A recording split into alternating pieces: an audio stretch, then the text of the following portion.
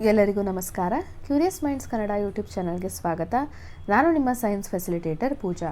ಈ ವಿಡಿಯೋದಲ್ಲಿ ನಾವು 6ನೇ ತರಗತಿಯ ಕೊನೆಯ ಅಧ್ಯಾಯ ಭೂಮಿಯಿಂದ ಆಚೆಗೆ ಈ ಪಾಠದ ಸಂಪೂರ್ಣವಾದ ವಿವರಣೆಯನ್ನು ನೋಡ್ತಾ ಹೋಗೋಣ.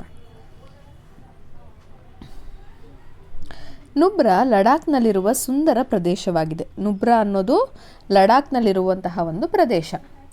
11 ವರ್ಷದ ಹುಡುಗಿ ಯಾಂಗ್ಡೋಲ್ ಮತ್ತು ಆಕೆಯ ಅವಳಿ ಸಹೋದರ ದೋರ್ಜೆ ಈ ಪ್ರದೇಶದ ಹಳ್ಳಿಯೊಂದರಲ್ಲಿ ವಾಸಿಸುತ್ತಿದ್ದಾರೆ. ಸೊ ಇವಿಬ್ರು ಅಕ್ಕ ತಮ್ಮ ಏನು ಮಾಡ್ತಾಯಿದ್ರು, ನುಬ್ರಾದಲ್ಲಿ ಜೀವನವನ್ನು ಮಾಡ್ತಾಯಿದ್ರು. ತಮ್ಮ ಸುತ್ತಮುತ್ತಲಿನ ಪ್ರದೇಶಗಳಾದ ಭವ್ಯವಾದ ಪರ್ವತ ಶಿಖರಗಳು ಮತ್ತು ಹಿಮನದಿಗಳನ್ನು ಅವರು ಇಷ್ಟಪಡುತ್ತಾರೆ. ಸೊ ಸುತ್ತಮುತ್ತ ಇರುವಂತಹ ಶಿಖರಗಳು, ಹಿಮನದಿಗಳನ್ನೆಲ್ಲ ಅವ್ರು ಏನು ಮಾಡ್ತಾಯಿದ್ರು, ಇಷ್ಟಪಡ್ತಾಯಿದ್ರು. ಆದರೆ ಎಲ್ಲಕ್ಕಿಂತ ಅವರಿಗೆ ಸಾವಿರಾರು ನಕ್ಷತ್ರಗಳಿಂದ ಪ್ರಕಾಶಿಸುವ ರಾತ್ರಿಯ ಆಕಾಶವು ನೆಚ್ಚಿನದ್ದಾಗಿದೆ. ಆದರೆ ಇದೆಲ್ಲದಕ್ಕಿಂತ ಹೆಚ್ಚಾಗಿ ಅವರು ರಾತ್ರಿ ಹೊತ್ತು ನೋಡ್ತಾ ಇದ್ರಲ್ವ, ಎಷ್ಟೊಂದು ನಕ್ಷತ್ರ ಇರುವಂತಹ ಆಕಾಶ, ಅದು ಅವರಿಗೆ ತುಂಬ ಇಷ್ಟ ಆಗ್ತಾ ಇತ್ತು. ನುಬ್ರಾದಲ್ಲಿ ಬಹುತೇಕ ಮೋಡರಹಿತ ಹವಾಮಾನವಿರುತ್ತದೆ. ಅಂದರೆ ಆ ಪ್ಲೇಸಲ್ಲಿ ಜಾಸ್ತಿ ಮೋಡಗಳು ಇರೋದಿಲ್ಲ. ಗಾಳಿ ಮತ್ತು ಬೆಳಕಿನ ಮಾಲಿನ್ಯಗಳಿಲ್ಲದ ರಾತ್ರಿಯ ಆಕಾಶವು ತುಂಬ ಸ್ಪಷ್ಟವಾಗಿ ಗೋಚರಿಸುತ್ತದೆ. ಅಂದರೆ ವಾಯು ಮಾಲಿನ್ಯ ಇರಲ್ಲ, ಬೆಳಕಿನ ಮಾಲಿನ್ಯ ಅಂದರೆ ಏನು, ಜಾಸ್ತಿ ಕೃತಕ ದೀಪಗಳು, ಆರ್ಟಿಫಿಷಿಯಲ್ ಲೈಟ್ಸು, ಅಂದರೆ ಈ ವಿದ್ಯುತ್ ಕಂಬಗಳಿಂದ ಬರುವಂತಹ ಲೈಟ್ಸ್ ಆಗಿರಬಹುದು, ವೆಹಿಕಲ್ಸ್ ಗಾಡಿಗಳಿಂದ ಬರುವಂತಹ ಲೈಟ್ಸ್ ಆಗಿರಬಹುದು. ಇದರಿಂದ ಏನಾಗುತ್ತೆ, ನಕ್ಷತ್ರಗಳ ಲೈಟು ಪ್ರಕಾಶಮಾನ ಕಡಿಮೆ ಆಗುತ್ತೆ. ಇದನ್ನು ನಾವೇನಂತ ಕರಿತೀವಿ, ಬೆಳಕಿನ ಮಾಲಿನ್ಯ ಅಂತ ಕರಿತೀವಿ. ಸೊ ನುಬ್ರಾದಲ್ಲಿ ಈ ಗಾಳಿ ಮಾಲಿನ್ಯ ಅಂದರೆ ವಾಯು ಮಾಲಿನ್ಯ ಆಗಿರಲಿ, ಬೆಳಕಿನ ಮಾಲಿನ್ಯ ಇಲ್ಲದೆ ಇರೋದ್ರಿಂದ ನಮಗೆ ರಾತ್ರಿಯ ಆಕಾಶ ಸ್ಪಷ್ಟವಾಗಿ ಕಾಣಿಸುತ್ತೆ. ಯಾಂಗ್ಡೋಲ್ ಮತ್ತು ದೋರ್ಜೆ ಪ್ರತಿ ರಾತ್ರಿಯೂ ಶುಭ್ರ ಆಕಾಶದಲ್ಲಿ ನಕ್ಷತ್ರಗಳನ್ನು ನೋಡುತ್ತಾ ಗಾಢವಾಗಿ ವಿಸ್ಮಯದಲ್ಲಿ ಮುಳುಗುತ್ತಾರೆ.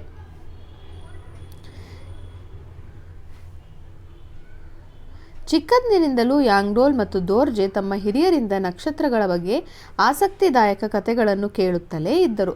ಸೊ ನಮ್ಮ ಹಿರಿಯರು ಆಲ್ಮೋಸ್ಟ್ ಎಲ್ಲರೂ ಕೂಡ ನಕ್ಷತ್ರಗಳ ಬಗ್ಗೆ ಇರುವಂತಹ ಕೆಲವೊಂದು ಕಥೆಗಳನ್ನು ಹೇಳಿರ್ತಾರೆ. ಹಾಗೆ ಈ ಇಬ್ಬರು ಯಾಂಗ್ಡೋಲ್ ಮತ್ತು ದೋರ್ಜೆಗೂ ಕೂಡ ಅವ್ರ ಮನೆಯಲ್ಲಿ ಹೇಳಿದರು. ಪ್ರಾಚೀನ ಕಾಲದಲ್ಲಿ ನುಬ್ರಾ ಮೂಲಕ ಹಾದು ಹೋಗುವ ಕಾರಾವಾನ್ಗಳಿಗೆ ಶುಭ್ರ ಆಕಾಶದಲ್ಲಿನ ಕೆಲವು ನಿರ್ದಿಷ್ಟ ನಕ್ಷತ್ರಗಳು ದಿಕ್ಕನ್ನು ಕೊಂಡುಕೊಳ್ಳುವಲ್ಲಿ ಹೇಗೆ ಸಹಾಯ ಮಾಡುತ್ತವೆ ಎಂಬುದನ್ನು ತಿಳಿದಿದ್ದರು. ಸೊ ಯಾವುದಾದ್ರೂ ಕ್ಯಾರವಾನ್ಗಳು ಹೋಗುವಾಗ ಆಕಾಶದಲ್ಲಿ ಇರುವಂತಹ ನಕ್ಷತ್ರಗಳು ಅವರಿಗೆ ಹೇಗೆ ದಿಕ್ಕು ತೋರಿಸ್ತಾ ಇತ್ತು ಅನ್ನೋದನ್ನು ಅವರು ತಿಳ್ಕೊಂಡಿದ್ರು. ನಕ್ಷತ್ರಗಳು ಎಷ್ಟು ದೂರವಿರಬಹುದು, ಎಷ್ಟು ದೊಡ್ಡದಿರಬಹುದು ಎನ್ನುವ ಅಚ್ಚರಿ ಅವರನ್ನು ಕಾಡ್ತಾ ಇತ್ತು. ನಕ್ಷತ್ರಗಳಲ್ಲಿ ಕೆಲವು ಪರಿಚಿತ ವಿನ್ಯಾಸಗಳನ್ನು ಹುಡುಕುತ್ತಾ ಆನಂದಿಸುತ್ತಿದ್ದರು. ನೀವು ಕೂಡ ಮಾಡಿರಬಹುದು ಅನಿಸುತ್ತೆ.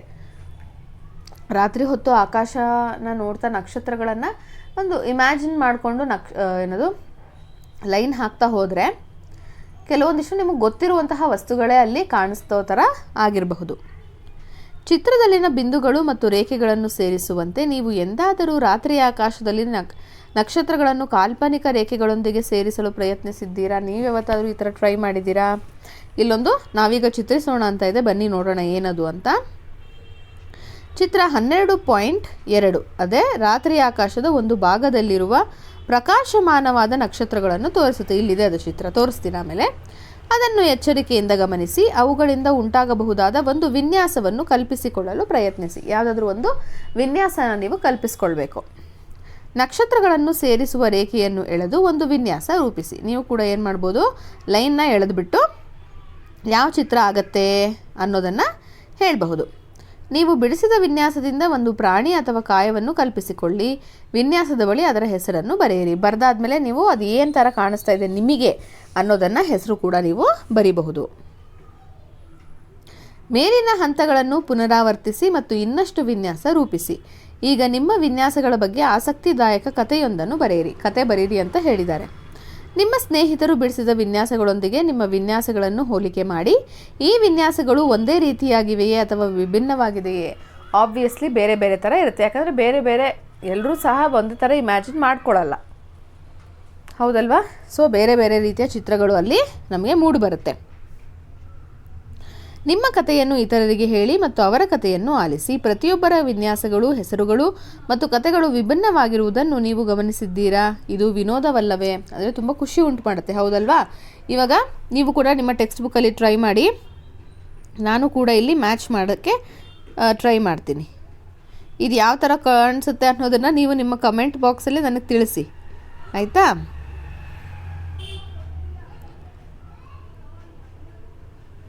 ಇದು ಯಾವ ಥರ ಕಾಣಿಸ್ತಾ ಇದೆ ಒಂದು ಚಿತ್ರ? ಯಾವುದೋ ಒಂದು ಕಲ್ಲಿನ ಮೇಲೆ ಒಂದು ಏರೋಪ್ಲೇನು ನೋಡಿ, ಲ್ಯಾಂಡ್ ಆಗಿರೋ ಥರ ಕಾಣಿಸ್ತಿದೆ. ಏರೋಪ್ಲೇನು ಅಥವಾ ಕಾರು ಯಾವುದೋ ಒಂದು ಕಲ್ಲಿನ ಮೇಲೆ ಕೂತ್ಕೊಂಡಿರೋ ಥರ ಅಥವಾ ನಿಂತ್ಕೊಂಡಿರೋ ಥರ ನನಗೆ ಅನಿಸ್ತಾ ಇದೆ. ನಿಮಗೇನು ಅನಿಸ್ತಾ ಇದೆ ಅನ್ನೋದನ್ನು ನೀವು ಹೇಳಬಹುದು, ಅಥವಾ ನಿಮ್ಮ ಚಿತ್ರದಲ್ಲಿ ಕೂಡ ನಿಮ್ಮ ಟೆಕ್ಸ್ಟ್ ಬುಕ್ಕಲ್ಲಿ ನೀವು ಟ್ರೈ ಮಾಡ್ಕೊಳ್ಳಿ. ನಕ್ಷತ್ರಗಳು ಮತ್ತು ನಕ್ಷತ್ರಪುಂಜಗಳು. ರಾತ್ರಿ ಆಕಾಶದಲ್ಲಿ ನಾವು ಅನೇಕ ನಕ್ಷತ್ರಗಳನ್ನು ನೋಡ್ತೀವಿ, ಹೌದಲ್ವಾ? ಆಕಾಶದಲ್ಲಿ ನಮಗೆ ಒಂದೇ ನಕ್ಷತ್ರ, ಎರಡೇ ನಕ್ಷತ್ರ ಕಾಣಿಸುತ್ತಾ? ನೋ, ಕೌಂಟ್ಲೆಸ್, ಅಂದರೆ ನಮಗೆ ಕೌಂಟ್ ಮಾಡೋಕ್ಕಾಗದೇ ಇರೋಷ್ಟು ನಕ್ಷತ್ರಗಳು ನಮಗೆ ಕಾಣಿಸುತ್ತೆ. ಕೆಲವು ನಕ್ಷತ್ರಗಳು ಪ್ರಕಾಶಮಾನವಾಗಿರುತ್ತವೆ ಮತ್ತು ಕೆಲವು ಮಸುಕಾಗಿರುತ್ತೆ, ತುಂಬ ಬ್ರೈಟ್ ಆಗಿರುತ್ತೆ ಕೆಲವೊಂದಿಷ್ಟು, ಇನ್ನು ಕೆಲವೊಂದಿಷ್ಟು ತುಂಬ ಡಿಮ್ ಆಗಿರುತ್ತೆ, ಮುಸುಕಾಗಿರುತ್ತೆ. ನಕ್ಷತ್ರಗಳು ತಮ್ಮದೇ ಸ್ವಂತ ಬೆಳಕಿನಿಂದ ಹೊಳೆಯುತ್ತವೆ. ಇದನ್ನು ನೀವು ನೆನಪಲ್ಲಿ ಇಟ್ಕೋಬೇಕು, ಆಯಿತಾ? ನಕ್ಷತ್ರಗಳಿಗೆ ತಮ್ಮದೇ ಆದ ಸ್ವಂತ ಬೆಳಕು ಇರುತ್ತೆ. ನಕ್ಷತ್ರಗಳ ನಡುವೆ ವಿನ್ಯಾಸಗಳನ್ನು ಹುಡುಕುವುದು ಕೇವಲ ವಿನೋದಕ್ಕಾಗಿಯೇ ಅಥವಾ ಈ ವಿನ್ಯಾಸಗಳಿಂದ ಉಪಯೋಗವಿದೆಯೇ? ನಾವಿವಾಗ ನಕ್ಷತ್ರಗಳನ್ನು ಜಾಯಿನ್ ಮಾಡಿದ್ವಲ್ವಾ, ಅದು ಬರೀ ಆಟಕ್ಕೋಸ್ಕರನೇ ಸೀಮಿತನಾ ಅಥವಾ ಬೇರೆ ಏನಾದರೂ ಉಪಯೋಗ ಇದೆಯಾ ಅಂತ ಕೇಳ್ತಾ ಇದ್ದಾರೆ. ನೋಡೋಣ ಬನ್ನಿ. ಕೆಲವು ನಕ್ಷತ್ರ ಗುಂಪುಗಳು ಪರಿಚಿತ ಕಾಯಗಳ ಆಕಾರದ ವಿನ್ಯಾಸವನ್ನು ರೂಪಿಸುತ್ತವೆ. ಕೆಲವೊಂದು ನಕ್ಷತ್ರಗಳು ಗುಂಪು ಏನು ಮಾಡುತ್ತೆ, ನಮಗೆ ಗೊತ್ತಿರುವಂತಹ ಒಂದು ಚಿತ್ರವನ್ನು ಅದು ರೂಪಿಸುತ್ತೆ. ರಾತ್ರಿ ಆಕಾಶದಲ್ಲಿ ನಕ್ಷತ್ರಗಳನ್ನು ನೋಡುವುದು ನಮ್ಮ ಪೂರ್ವಜನರ ನೆಚ್ಚಿನ ಕಾಲಕ್ಷೇಪವಾಗಿತ್ತು. ಅವರು ಈ ನಕ್ಷತ್ರ ವಿನ್ಯಾಸಗಳನ್ನು ಪ್ರಾಣಿಗಳು, ಕಾಯಗಳು ಅಥವಾ ಕಥೆಗಳಲ್ಲಿನ ಪಾತ್ರಗಳೊಂದಿಗೆ ಗುರುತಿಸ್ತಾ ಇದ್ರು. ಸೊ ಆ ನಕ್ಷತ್ರಗಳ ಗುಂಪನ್ನು ಒಂದು ಇಮ್ಯಾಜಿನೇಷನ್ ಮಾಡಿ ಕಾಲ್ಪನಿಕ ಚಿತ್ರ ರಚಿಸ್ತಾ ಇದ್ರಲ್ವಾ, ಅದನ್ನು ಅವರು ಕಂಪೇರ್ ಮಾಡ್ತಾಯಿದ್ರು ಯಾವುದೋ ಒಂದು ವಸ್ತುಗೆ, ಅಥವಾ ಅವರು ಓದಿದಂತಹ ಕಥೆನಲ್ಲಿ ಬರುವಂತಹ ಕೆಲವೊಂದು ಕಾಲ್ಪನಿಕ ಚಿತ್ರಗಳಿಗೆ ಏನು ಮಾಡ್ತಾಯಿದ್ರು, ಅವರು ಹೋಲಿಸ್ತಾ ಇದ್ರು. ಅನೇಕ ಸಂಸ್ಕೃತಿಗಳು ತಮ್ಮದೇ ಆದ ಕಥೆಗಳ ಆಧಾರದ ಮೇಲೆ ಈ ವಿನ್ಯಾಸಗಳಿಗೆ ಹೆಸರುಗಳನ್ನು ಕೊಟ್ಟಿದ್ದವು. ಈ ಕಾಲ್ಪನಿಕ ಆಕಾರಗಳು ಆಕಾಶದಲ್ಲಿ ನಕ್ಷತ್ರಗಳನ್ನು ಗುರುತಿಸಲು ಅವರಿಗೆ ಸಹಾಯ ಮಾಡುತ್ತಿದ್ದವು. ಸೊ ಅದಕ್ಕೆ ಒಂದು ಹೆಸರನ್ನು ಕೂಡ ಕೊಡ್ತಾಯಿದ್ರು. ಆದ್ದರಿಂದ ಆ ಚಿತ್ರ ನೋಡಿದ ತಕ್ಷಣ ಏನಾಗ್ತಾ ಇತ್ತು, ಹೆಸರನ್ನು ಹೇಳಿದ ತಕ್ಷಣ ಅವರಿಗೆ ಆ ನಕ್ಷತ್ರದ ಗುಂಪು ಎಲ್ಲಿದೆ ಅನ್ನೋದು ಗೊತ್ತಾಗ್ತಾ ಇತ್ತು. ಹಿಂದಿನ ಕಾಲದಲ್ಲಿ ನಕ್ಷತ್ರಗಳು ಮತ್ತು ಅವುಗಳ ವಿನ್ಯಾಸಗಳನ್ನು ಗುರುತಿಸುವುದು ದೂರ ಪ್ರಯಾಣಕ್ಕೆ ಉಪಯುಕ್ತವಾದ ಕೌಶಲ್ಯವಾಗಿತ್ತು. ಏನು ಮಾಡ್ತಾಯಿದ್ರು, ಈ ನಕ್ಷತ್ರಗಳ ಗುಂಪು ಇರೋದ್ರಿಂದ ಯಾವ ದಿಕ್ಕಲ್ಲಿ ನಾವು ಹೋಗ್ತಾ ಇದ್ದೀವಿ ಅನ್ನೋದನ್ನು ಅವರು ತಿಳ್ಕೊಳ್ತಾ ಇದ್ರು. ಆಧುನಿಕ ತಂತ್ರಜ್ಞಾನದ ಆಗಮನದ ಮೊದಲು ಅಥವಾ ಕಾಂತೀಯ ದಿಕ್ಸೂಚಿಯ ಆವಿಷ್ಕಾರಕ್ಕೆ ಮೊದಲು ಜನರಿಗೆ, ವಿಶೇಷವಾಗಿ ನಾವಿಕರು ಮತ್ತು ಪ್ರಯಾಣಿಕರಿಗೆ ಸಮುದ್ರದಲ್ಲಿ ಅಥವಾ ಭೂಮಿಯ ಮೇಲೆ ದಿಕ್ಕುಗಳನ್ನು ಕಂಡುಕೊಳ್ಳುವಲ್ಲಿ ಸಹಾಯ ಮಾಡುತ್ತಿತ್ತು. ಈ ನಕ್ಷತ್ರಗಳ ಗುಂಪು ತುಂಬ ಮೊದಲು ನಮ್ಮ ದಿಕ್ಸೂಚಿಯನ್ನು ಕಂಡುಹಿಡಿಯೋದಕ್ಕಿಂತ ಮುಂಚೆ ಏನು ಮಾಡ್ತಾಯಿತ್ತು, ಯಾವ ದಿಕ್ಕಲ್ಲಿ ನಾವು ಹೋಗ್ತಾ ಇದ್ದೀವಿ ಅನ್ನೋದನ್ನು ಸಮುದ್ರದಲ್ಲಿ ಹೋಗುವಂತಹ ನಾವಿಕರಿಗಾಗಲಿ ಅಥವಾ ಭೂಮಿ ಮೇಲೆ ಪ್ರಯಾಣಿಸುವವ್ರಿಗಾಗಲಿ ದಿಕ್ಕನ್ನು ಕಂಡುಹಿಡಿಯೋದಕ್ಕೆ ಹೆಲ್ಪ್ ಮಾಡ್ತಾಯಿದ್ವು. ಹಿಂದಿನ ಕಾಲದಲ್ಲಿ ನಕ್ಷತ್ರಗಳ ಗುಂಪುಗಳು ರೂಪಿಸುವ ವಿನ್ಯಾಸಗಳನ್ನು ನಕ್ಷತ್ರ ಪುಂಜಗಳು ಎಂದು ಕರೆಯಲಾಗುತ್ತಿತ್ತು. ಸೊ ಏನಂತ ಕರಿತಾ ಇದ್ರು, ನಕ್ಷತ್ರಗಳ ಗುಂಪು ಒಂದು ಚಿತ್ರ ರಚಿಸುತ್ತಲ್ವಾ, ಅದನ್ನು ನಕ್ಷತ್ರ ಪುಂಜ ಅಂತ ಕರಿತಾ ಇದ್ರು. ಪ್ರಸ್ತುತ ಆಕಾಶದಲ್ಲಿ ಈ ನಕ್ಷತ್ರಗಳ ಗುಂಪುಗಳನ್ನು ಒಳಗೊಂಡಿರುವ ಪ್ರದೇಶಗಳನ್ನು ನಕ್ಷತ್ರ ಪುಂಜಗಳು ಎಂದು ವ್ಯಾಖ್ಯಾನಿಸಲಾಗುತ್ತಿದೆ. ಆದಾಗ್ಯೂ ನಕ್ಷತ್ರ ಪುಂಜಗಳಲ್ಲಿ ನಕ್ಷತ್ರಗಳ ವಿನ್ಯಾಸ ಹೆಚ್ಚು ಪ್ರಮುಖವಾಗಿರುವುದರಿಂದ ಇಂದಿಗೂ ಈ ನಕ್ಷತ್ರಗಳ ಗುಂಪಿಗೆ ಸಾಮಾನ್ಯವಾಗಿ ನಕ್ಷತ್ರ ಪುಂಜ ಎಂಬ ಪದವನ್ನು ಬಳಸಲಾಗ್ತಾ ಇದೆ. ಸೊ ನಕ್ಷತ್ರಗಳ ಗುಂಪಿಗೆ ನಾವೇನಂತ ಕರಿತೀವಿ, ನಕ್ಷತ್ರ ಪುಂಜ ಅಂತ ಕರಿತೀವಿ. ಇನ್ನಷ್ಟು ತಿಳಿಯಲು, ವಿಭಿನ್ನ ಸಂಸ್ಕೃತಿಗಳು ನಕ್ಷತ್ರ ಪುಂಜಗಳ ಎಲ್ಲೆಗಳನ್ನು ವಿಭಿನ್ನ ರೀತಿಯಲ್ಲಿ ಗುರುತಿಸುವುದರಿಂದ ಅಂತಾರಾಷ್ಟ್ರೀಯವಾಗಿ ಒಪ್ಪಿತವಾದ ನಕ್ಷತ್ರ ಪುಂಜದ ಗಡಿರೇಖೆಗಳನ್ನು 20ನೇ ಶತಮಾನದ ಆರಂಭದಲ್ಲಿ ಅಂತಾರಾಷ್ಟ್ರೀಯ ಖಗೋಳ ವಿಜ್ಞಾನ ಕೂಟ, that is International Astronomical Union, ವ್ಯಾಖ್ಯಾನಿಸಿದೆ. ಸೊ ಎಷ್ಟೋ ಜನ ಸಾಕಷ್ಟು ಈ ಥರ ನಕ್ಷತ್ರ ಪುಂಜಗಳು ಮತ್ತು ಅದಿರುವಂತಹ ಜಾಗಗಳನ್ನು ಕಂಡುಹಿಡಿದಿದ್ರು. ಸೊ ಏನು ಮಾಡ್ತು, ಅಂತಾರಾಷ್ಟ್ರೀಯ ಖಗೋಳ ವಿಜ್ಞಾನ ಒಕ್ಕೂಟ 88 ನಕ್ಷತ್ರ ಪುಂಜಗಳನ್ನು ಅಧಿಕೃತವಾಗಿ ಪಟ್ಟಿ ಮಾಡಿದ್ರು ಅವರು. ಹೀಗೆ ಇಡೀ ಆಕಾಶವನ್ನು ಎಷ್ಟು ಭಾಗಗಳನ್ನಾಗಿ ವಿಭಾಗಿಸಿದ್ದಾರೆ, 88 ಭಾಗಗಳಾಗಿ ವಿಭಾಗಿಸಿದೆ. ಆಕಾಶದ ಈ ಪ್ರದೇಶವನ್ನು ಈಗ ನಕ್ಷತ್ರ ಪುಂಜಗಳು ಎಂದು ವ್ಯಾಖ್ಯಾನಿಸಲಾಗಿದೆ. ಈ 88 ಆಕಾಶದಲ್ಲಿರುವ ಪ್ರದೇಶಗಳನ್ನು ನಾವೇನಂತ ಕರಿತೀವಿ ಇವಾಗ? ನಕ್ಷತ್ರಪುಂಜ ಅಂತ ಕರಿತೀವಿ. ಅಂದರೆ ನಕ್ಷತ್ರಪುಂಜ ಅಂದರೆ ಬೇರೆ ಏನೂ ಅಲ್ಲ, ನಕ್ಷತ್ರಗಳ ಗುಂಪು ಒಂದು ಜಾಗದಲ್ಲಿರುತ್ತೆ, ಅದನ್ನು ನಾವು ನಕ್ಷತ್ರಪುಂಜ ಅಂತ ಕರಿತೀವಿ. ಕೆಲವು ನಕ್ಷತ್ರಪುಂಜಗಳನ್ನು ಚಿತ್ರ 12.3ರಲ್ಲಿ ತೋರಿಸಲಾಗಿದೆ. ನಕ್ಷತ್ರಗಳನ್ನು ಸುಲಭವಾಗಿ ಗುರುತಿಸಲು ಸಾಧ್ಯವಾಗುವಂತೆ ನಕ್ಷತ್ರಗಳನ್ನು ಕಾಲ್ಪನಿಕ ರೇಖೆಗಳಿಂದ ಜೋಡಿಸಲಾಗಿದೆ. ಒಂದು ಕಾಲ್ಪನಿಕ ರೇಖೆಯಲ್ಲಿ ಏನು ಮಾಡಿದ್ದಾರೆ, ಅದನ್ನೆಲ್ಲ ಜಾಯಿನ್ ಮಾಡಿದ್ದಾರೆ. ಓರಿಯನ್ ನಕ್ಷತ್ರಪುಂಜವನ್ನು ಬೇಟೆಗಾರನಂತೆ ಪ್ರತಿನಿಧಿಸಲಾಗಿದೆ. ಇಲ್ಲಿ ನೋಡಿ, ಇದು ಓರಿಯನ್ ನಕ್ಷತ್ರ ಪುಂಜ. ಇದನ್ನು ಬೇಟೆಗಾರ ಥರ ಅದೇನು ಮಾಡಿದ್ದಾರೆ, ಒಂದು ಕಾಲ್ಪನಿಕ ಗೆರೆಗಳಲ್ಲಿ ಸೇರಿಸಿದ್ದಾರೆ. ಮಧ್ಯದಲ್ಲಿ 3 ನಕ್ಷತ್ರಗಳಿದ್ದು ಇವು ಬೇಟೆಗಾರನ ಸೊಂಟಪಟ್ಟಿಯನ್ನು ಪ್ರತಿನಿಧಿಸುತ್ತದೆ. ಇಲ್ಲಿದೆ ನೋಡಿ ಬ್ರೈಟಾಗಿ 3, ಇದನ್ನು ಬೇಟೆಗಾರನ ಸೊಂಟಪಟ್ಟಿ ಅಂತ ಗುರುತಿಸ್ತಾರೆ. ಕೆಲವರ ಕಲ್ಪನೆಯಂತೆ ಗೂಳಿಯೊಂದಿಗೆ, ನೋಡಿ ಇದು ಗೂಳಿ, ಹೋರಾಡುತ್ತಿರುವ ಬೇಟೆಗಾರ ಓರಿಯನ್ನನ್ನು ಆತನ ನಾಯಿ, ಇಲ್ಲಿ ಹಿಂದೆ ನೋಡಿ ಕ್ಯಾನಿಸ್ ಮೇಜರ್, ಇದು ನಾಯಿ ಥರ ಕಾಣಿಸ್ತಾ ಇದೆ, ಹಿಂಬಾಲಿಸುತ್ತಿದೆ. ಸೊ ನಿಮ್ಗೆ ಇಲ್ಲಿ ಮೂರು ನಕ್ಷತ್ರ ಪುಂಜಗಳ ಹೆಸರು ಗೊತ್ತಾಯಿತು. ಯಾವುದು? ಕ್ಯಾನಿಸ್ ಮೇಜರ್, ಓರಿಯನ್ ಹಾಗೂ ವೃಷಭ. ಕ್ಯಾನಿಸ್ ಮೇಜರ್ ನಕ್ಷತ್ರಪುಂಜವು ರಾತ್ರಿ ಆಕಾಶದಲ್ಲಿ ಅತ್ಯಂತ ಪ್ರಕಾಶಮಾನವಾದ ಸಿರಿಯಸ್ ಎಂಬ ನಕ್ಷತ್ರವನ್ನು ಹೊಂದಿದೆ. ಇಲ್ಲಿ ನೋಡಿ, ತುಂಬ ಬ್ರೈಟ್ ಆಗಿರುತ್ತೆ ಈ ಸ್ಟಾರು, ಅಂದರೆ ತುಂಬ ಪ್ರಕಾಶಮಾನವಾಗಿ ಹೊಳಿತಾ ಇರುತ್ತೆ. ಇದನ್ನು ನಾವು ಸಿರಿಯಸ್ ಅಥವಾ ಲುಬ್ಧಕ ಅಂತ ಕರಿತೀವಿ. ಈ ಸಿರಿಯಸ್ ಇರೋದು ಯಾವ ನಕ್ಷತ್ರ ಪುಂಜದಲ್ಲಿ? ಕ್ಯಾನಿಸ್ ಮೇಜರ್ನಲ್ಲಿ. ಓಕೆ, ಇಲ್ಲೊಂದಿದೆ ನೋಡಿ. ಕೆಂಪು ರೇಖೆಗಳು ನಕ್ಷತ್ರಗಳ ವಿನ್ಯಾಸವನ್ನು ಸೂಚಿಸಿದರೆ ಹಸಿರು ರೇಖೆಗಳು ಆಕಾಶದ ಪ್ರದೇಶಗಳನ್ನು ಸೂಚಿಸುತ್ತದೆ. ಇಲ್ಲಿ ನೋಡಿ, ಇಲ್ಲಿ ನಿಮಗೆ ಕಲರ್ ಡಿಫ್ರೆನ್ಸಿಯೇಷನ್ ಗೊತ್ತಾಗ್ತಾ ಇಲ್ಲ ಅನಿಸುತ್ತೆ. ಇಲ್ಲಿ ಇರೋದು ಗ್ರೀನ್ ಲೈನ್ಗಳು. ಸೊ ಇದು ಆಕಾಶದ ಭಾಗವನ್ನು ಗುರುತಿಸ್ತಾ ಇದೆ ಅಷ್ಟೇ. ಆದರೆ ಇಲ್ಲಿ ಮಧ್ಯದಲ್ಲಿ ರೆಡ್ ಕಲರಿಂದ ಅವರು ನಿಮ್ಮ ಟೆಕ್ಸ್ಟ್ ಬುಕ್ಕಲ್ಲಿ ನೋಡಿದ್ರೆ ಈ ಥರ ರೆಡ್ ಕಲರ್ ಲೈನ್ಸನ್ನು ಹಾಕಿದ್ದಾರೆ. ಇದು ಗುರುತಿಸ್ತಾ ಇರೋದು ಏನನ್ನು? ನಕ್ಷತ್ರಗಳ ಗುಂಪನ್ನು. ಆಕಾಶದಲ್ಲಿ ಯಾವುದೇ ರೇಖೆಗಳು ಕಂಡುಬರುವುದಿಲ್ಲ. ಇಲ್ಲಿ ಲೈನ್ ಹಾಕಿದಾರಲ್ಲ, ಆ ಥರ ನಮ್ಮ ಆಕಾಶದಲ್ಲಿ ಕಂಡುಬರುತ್ತಾ? ಖಂಡಿತ ಇಲ್ಲ. ಆದರೂ ಅವುಗಳನ್ನು ಸುಲಭವಾಗಿ ಗುರುತಿಸುವ ಸಲುವಾಗಿ ಗೆರೆಗಳನ್ನು ಇಲ್ಲಿ ಎಳೆದಿದ್ದಾರೆ ಅಷ್ಟೆ. ನೋಡಿ, ಇಲ್ಲಿ ನಿಮಗೆ ನೀಟಾಗಿ ಕಾಣಿಸುತ್ತೆ. ಕ್ಯಾನಿಸ್ ಮೇಜರ್, ಓರಿಯನ್, ವೃಷಭ. ಕ್ಯಾನಿಸ್ ಮೇಜರ್ ನಾಯಿ ಥರನೇ ಇದೆ, ಹೌದಲ್ವಾ? ಇಲ್ಲಿ ನೋಡಿ, ಬೇಟೆಗಾರ ಏನೋ ಒಂದು ಕತ್ತಿನೋ ಏನೋ ತಗೊಂಡು ಗುರಾಣಿನ ಹಿಡ್ಕೊಂಡು ಇಲ್ಲಿರುವಂತಹ ವೃಷಭವನ್ನು ಬೇಟೆ ಆಡಲಿಕ್ಕೆ ಹೋಗೋ ಥರನೇ ಈ ಚಿತ್ರ ಇದೆ.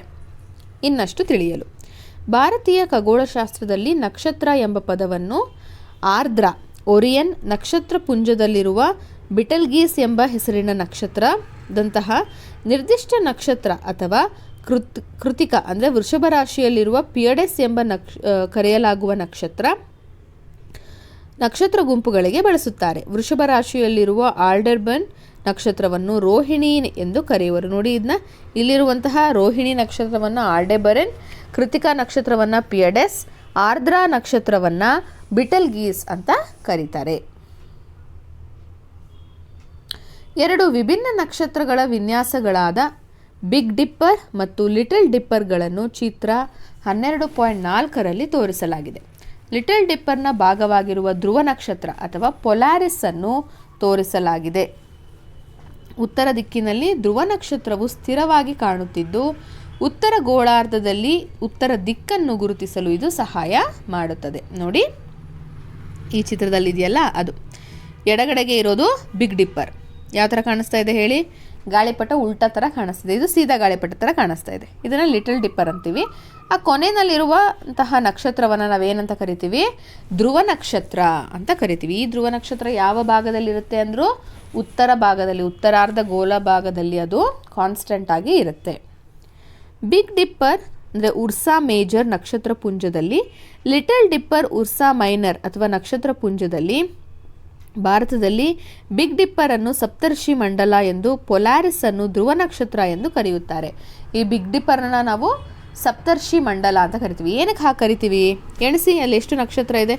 1 2 3 4 5 6 7. 7 ಅಂದರೆ ಸಪ್ತ ಅಲ್ವಾ? ಅದಕ್ಕೆ ಅದನ್ನು ಸಪ್ತರ್ಷಿ ಮಂಡಲ ಅಂತೀವಿ. ಹಾಗೆ ಈ ಒಂದು ಪೊಲಾರಿಸನ್ನು ಧ್ರುವ ನಕ್ಷತ್ರ ಅಂತ ಕರಿತೀವಿ.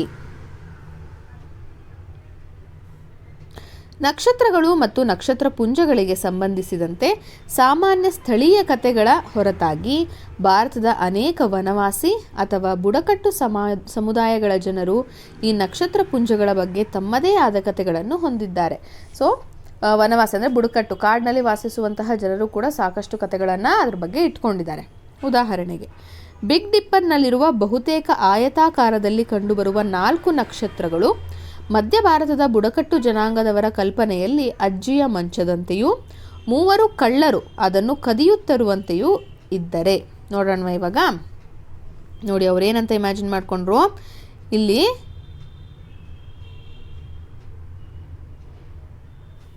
4 ಚುಕ್ಕಿಗಳಿದೆಯಲ್ಲ, ಅದನ್ನು ಮಂಚ, ಅಜ್ಜಿ ಮಂಚ ಅಂತ, ಅದನ್ನು ಈ 3 ಜನ ಕಳ್ಳರು ಕದ್ಕೊಂಡು ಹೋಗ್ತಾ ಇದ್ದಾರೆ ಅಂತ ಬುಡಕಟ್ಟು ಜನಾಂಗದವರು ಮಾತಾಡ್ಕೊಂಡ್ರು.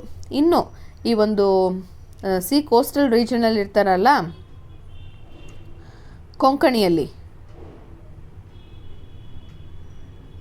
ಕೊಂಕಣ ಕರಾವಳಿಯ ಮೀನುಗಾರರು ಅದನ್ನೇನು ಅಂದ್ಕೊಂಡ್ರು, ಆ 4 ನಕ್ಷತ್ರಗಳನ್ನು, ಇಲ್ಲಿರುವಂತಹ 4 ನಕ್ಷತ್ರಗಳನ್ನು ಜಾಯಿನ್ ಆಗಿರೋದನ್ನು ಅವರು ಬೋಟ್ ಥರ ಅಂದ್ಕೊಂಡು ಇದು ಬೋಟ್ನ ಮುಂಭಾಗ ಅಂತ ಅವರು ಅದನ್ನು ಇಮ್ಯಾಜಿನ್ ಮಾಡ್ಕೊಂಡಿದ್ರು.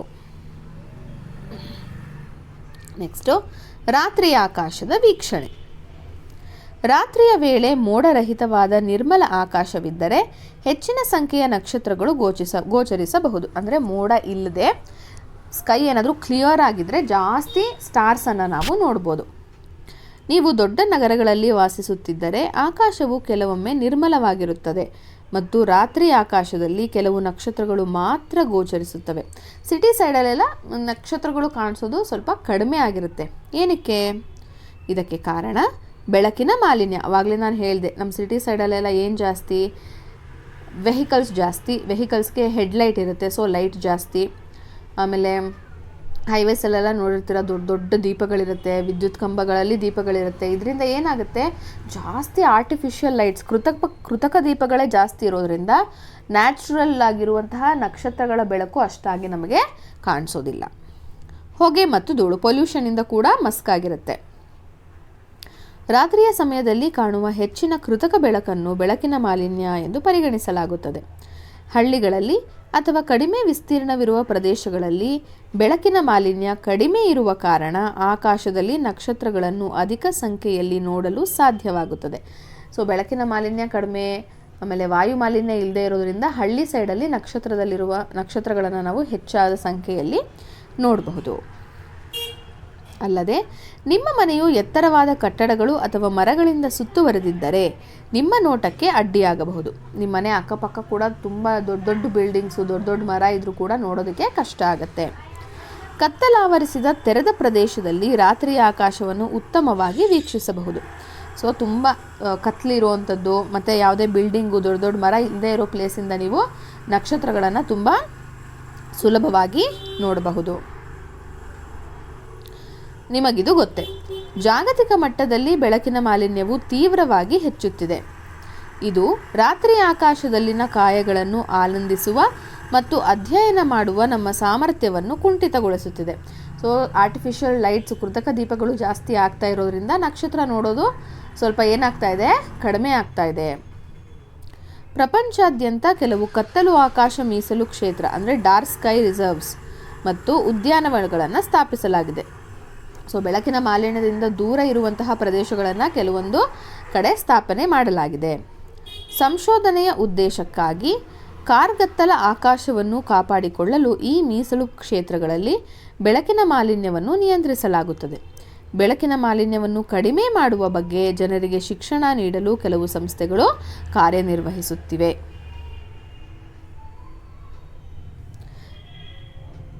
ರಾತ್ರಿ ಸಮಯದಲ್ಲಿ ನಮ್ಮ ಸ್ಥಳದಿಂದ ನಮ್ಮ ಆಯ್ಕೆಯ ಯಾವುದೇ ನಕ್ಷತ್ರ ಪುಂಜ ಅಥವಾ ನಕ್ಷತ್ರವನ್ನು ಹುಡುಕಬಹುದೇ?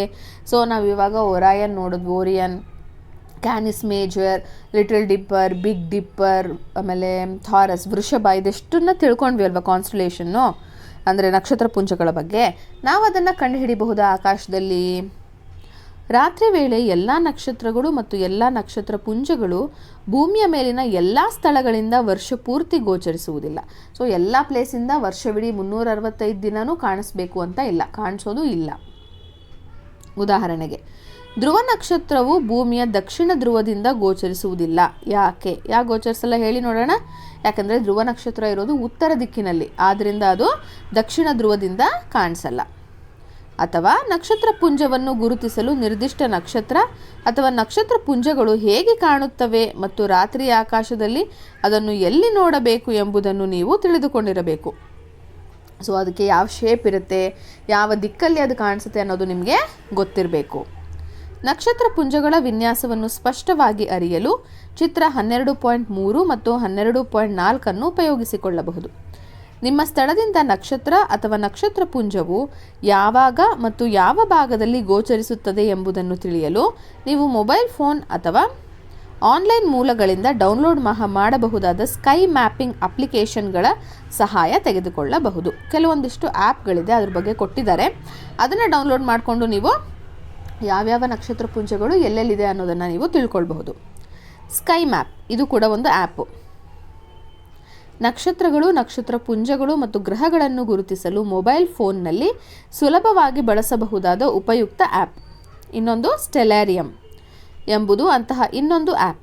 ಕಂಪ್ಯೂಟರ್ ಆವೃತ್ತಿಯಿಂದ ಉಚಿತವಾಗಿ ಡೌನ್ಲೋಡ್ ಮಾಡಬಹುದು ಮತ್ತು ಇದು ಅನೇಕ ವೈಶಿಷ್ಟ್ಯಗಳನ್ನು ಹೊಂದಿದೆ. ಇಲ್ಲಿ 2 ಆ್ಯಪ್ ಬಗ್ಗೆ ಕೊಟ್ಟಿದ್ದಾರೆ, ಒಂದು ಸ್ಕೈ ಮ್ಯಾಪ್, ಇನ್ನೊಂದು ಸ್ಟೆಲಾರಿಯಂ. ಸೊ ಇವೆರಡರಲ್ಲಿ ಯಾವುದಾದ್ರೂ ಒಂದನ್ನು ನೀವು ಡೌನ್ಲೋಡ್ ಮಾಡಿಕೊಂಡು ನಕ್ಷತ್ರ ಪುಂಜಗಳ ಬಗ್ಗೆ ಹೆಚ್ಚು ತಿಳ್ಕೊಳ್ಬಹುದು. ನೆಕ್ಸ್ಟ್, ರಾತ್ರಿ ಆಕಾಶ ವೀಕ್ಷಣೆಗೆ ಪೂರ್ವ ಸಿದ್ಧತೆ. ಸೊ ನೀವು ರಾತ್ರಿನಲ್ಲಿ ಆಕಾಶ ನೋಡೋಕ್ಕೆ ಹೋಗ್ತಾ ಇದ್ದೀರಾ ಅಂತ ಅಂದರೆ ಏನೇನು ಸಿದ್ಧತೆ ಮಾಡ್ಕೋಬೇಕು ಅನ್ನೋದನ್ನು ಕೊಟ್ಟಿದ್ದಾರೆ ನೋಡಿ. ಹಿರಿಯರ ಮಾರ್ಗದರ್ಶನದಲ್ಲಿ ರಾತ್ರಿ ಆಕಾಶ ವೀಕ್ಷಣೆಗಾಗಿ ಕತ್ತಲು ಆವರಿಸಿದ ಪ್ರದೇಶವನ್ನು ಗುರುತಿಸಿ. ಇದು ದೀಪಗಳು, ಎತ್ತರದ ಕಟ್ಟಡಗಳು ಮತ್ತು ಮರಗಳಿಂದ ದೂರವಿರಬೇಕು. ಸೊ ದೀಪ, ಕಟ್ಟಡ ಅದರಿಂದ ದೂರ ಇರುವಂತಹ ಒಂದು ಪ್ಲೇಸನ್ನು ನೀವು ಸೆಲೆಕ್ಟ್ ಮಾಡ್ಕೋಬೋದು. ರಾತ್ರಿ ಆಕಾಶವನ್ನು ವೀಕ್ಷಿಸಲು ನಿರ್ದಿಷ್ಟ ಸಮಯ ಮತ್ತು ದಿನಾಂಕ ನಿಗದಿಪಡಿಸಿಕೊಳ್ಳಿ. ಯಾವ ದಿನ ಯಾವ ಟೈಮಲ್ಲಿ ನೋಡ್ತೀರಾ ಅಂತ ಮೊದಲೇ ಫಿಕ್ಸ್ ಮಾಡ್ಕೊಳ್ಳಿ. ಹೆಚ್ಚು ಪ್ರಕಾಶಮಾನವಲ್ಲದ ಧ್ರುವ ನಕ್ಷತ್ರವನ್ನು ವೀಕ್ಷಿಸಲು ಮೋಡಗಳಿಲ್ಲದ, ಚಂದ್ರನಿಲ್ಲದ ರಾತ್ರಿಯನ್ನು ಆಯ್ಕೆ ಮಾಡಿ. ಅಂದರೆ ಚಂದ್ರನಿಲ್ಲದ ರಾತ್ರಿ ಅಂದರೆ ಅಮಾವಾಸ್ಯೆ ದಿನ, ಹಾಗೆ ಮೋಡ ಇಲ್ಲದೆ ಇರೋ ದಿನನ ನೀವು ಧ್ರುವ ನಕ್ಷತ್ರ ನೋಡೋದಕ್ಕೆ ಆಯ್ಕೆ ಮಾಡ್ಕೋಬಹುದು. ಇದು ಸ್ಕೈ ಮ್ಯಾಪ್ ಮೊಬೈಲ್ ಅಪ್ಲಿಕೇಶನ್ ಬಳಸಲು ಉಪಯೋಗವಾಗಬಹುದು. ಅಥವಾ ನೀವು ವೀಕ್ಷಿಸಲು ಯೋಚಿಸಿರುವ ನಕ್ಷತ್ರ ಪುಂಜಗಳ ಚಿತ್ರವನ್ನು ಮುದ್ರಿಸಿಕೊಳ್ಳಬಹುದು. ಒಂದು ಪ್ರಿಂಟೌಟ್ ತಗೊಂಡು ಕೂಡ ನೀವು ಹೋಗಬಹುದು. ನೀವು ದಿಕ್ಕನ್ನು ಗುರುತಿಸಲು ಕಾಂತೀಯ ದಿಕ್ಸೂಚಿಯನ್ನು ನಿಮ್ಮೊಂದಿಗೆ ತೆಗೆದುಕೊಂಡು ಹೋಗಬಹುದು. ದಿಕ್ಸೂಚಿಯನ್ನು ತೆಗೆದುಕೊಂಡು ಹೋದರೆ ಯಾವ ದಿಕ್ಕು ಅಂತ ನಿಮಗೆ ಈಸಿಯಾಗಿ ಗೊತ್ತಾಗುತ್ತೆ. ಮತ್ತು ವೀಕ್ಷಣೆಯನ್ನು ದಾಖಲಿಸಲು ನೋಟ್ ಪುಸ್ತಕವನ್ನು ತೆಗೆದುಕೊಂಡು ಹೋಗಬಹುದು. ರಾತ್ರಿ ಆಕಾಶ ವೀಕ್ಷಿಸಲು ನಿರ್ದಿಷ್ಟಪಡಿಸಿದ ಸ್ಥಳಕ್ಕೆ ನಿರ್ದಿಷ್ಟ ದಿನ ಮತ್ತು ಸಮಯದಂದು ನಿಮ್ಮ ಹಿರಿಯರ ಜೊತೆ ವೀಕ್ಷಣೆಗಾಗಿ ತೆರಳಿ. ಸೊ ನಿಮ್ಮ ಯಾರು ದೊಡ್ಡವ್ರ ಜೊತೆ ಅಲ್ಲಿಗೆ ಹೋಗಬೇಕು. ಅಲ್ಲಿಗೆ ತಲುಪಿದ ನಂತರ ನಿಮ್ಮ ಕಣ್ಣುಗಳು ಕತ್ತಲೆಗೆ ಹೊಂದಿಕೊಳ್ಳಲು ಸುಮಾರು ಅರ್ಧ ಗಂಟೆಯವರೆಗೆ ಕಾಯಿರಿ. ಏನಕ್ಕೆ? ಇವಾಗ ಫುಲ್ಲು ಬ್ರೈಟಾಗಿರೋ ರೂಮಲ್ಲಿ ಇರ್ತೀರ, ತುಂಬ ಲೈಟ್ ಇರೋದು, ಸಡನ್ನಾಗಿ ಕರೆಂಟ್ ಹೋಗ್ಬಿಡುತ್ತೆ, ನಿಮ್ಗೆ ಅಕ್ಕಪಕ್ಕ ಇರೋದು ಏನೂ ಕಾಣಿಸುತ್ತಾ? ಇಲ್ಲ, ಹೌದಲ್ವಾ? ಅದೇ ನೀವು 2-3 ನಿಮಿಷ ಕಣ್ಮುಚ್ಕೊಂಡು ಸುಮ್ಮನೆ ಕೂತ್ಕೊಳ್ಳಿ ಅಲ್ಲಿ ನೋಡಿಕೊಂಡು. ಆಮೇಲೆ ನೀವು ಅಕ್ಕಪಕ್ಕ ಸುಮ್ಮನೆ ಕಣ್ಣಾಡಿಸಿದ್ರೆ ಅಲ್ಲಿರುವಂತಹ ವಸ್ತುಗಳು ಮಸುಕಾದ್ರೂ ಕಾಣಿಸೋದಕ್ಕೆ ಶುರು ಆಗುತ್ತೆ. ಅಂದರೆ ಏನು, ಮೊದಲು ನಿಮ್ಮ ಕಣ್ಣು ಬ್ರೈಟ್ ಲೈಟಿಗೆ ಅಡ್ಜಸ್ಟ್ ಆಗಿಬಿಟ್ಟಿರುತ್ತೆ, ಕರೆಂಟ್ ಹೋಗಿದ ತಕ್ಷಣ ಕತ್ಲಾಗ್ಬಿಡುತ್ತೆ. ಸೊ ಸಡನ್ನಾಗಿ ನಿಮ್ಮ ಕಣ್ಣು ಕುರುಡಾದಂಗೆ ಅನಿಸುತ್ತೆ. ಆಮೇಲೆ ಅದು ಕತ್ಲಿಗೆ ಅಡ್ಜಸ್ಟ್ ಆದಮೇಲೆ ನಿಮ್ಮ ಸುತ್ತಮುತ್ತ ಇರುವಂತಹ ವಸ್ತುಗಳನ್ನು ನೀವು ಸುಲಭವಾಗಿ ನೋಡಬಹುದು.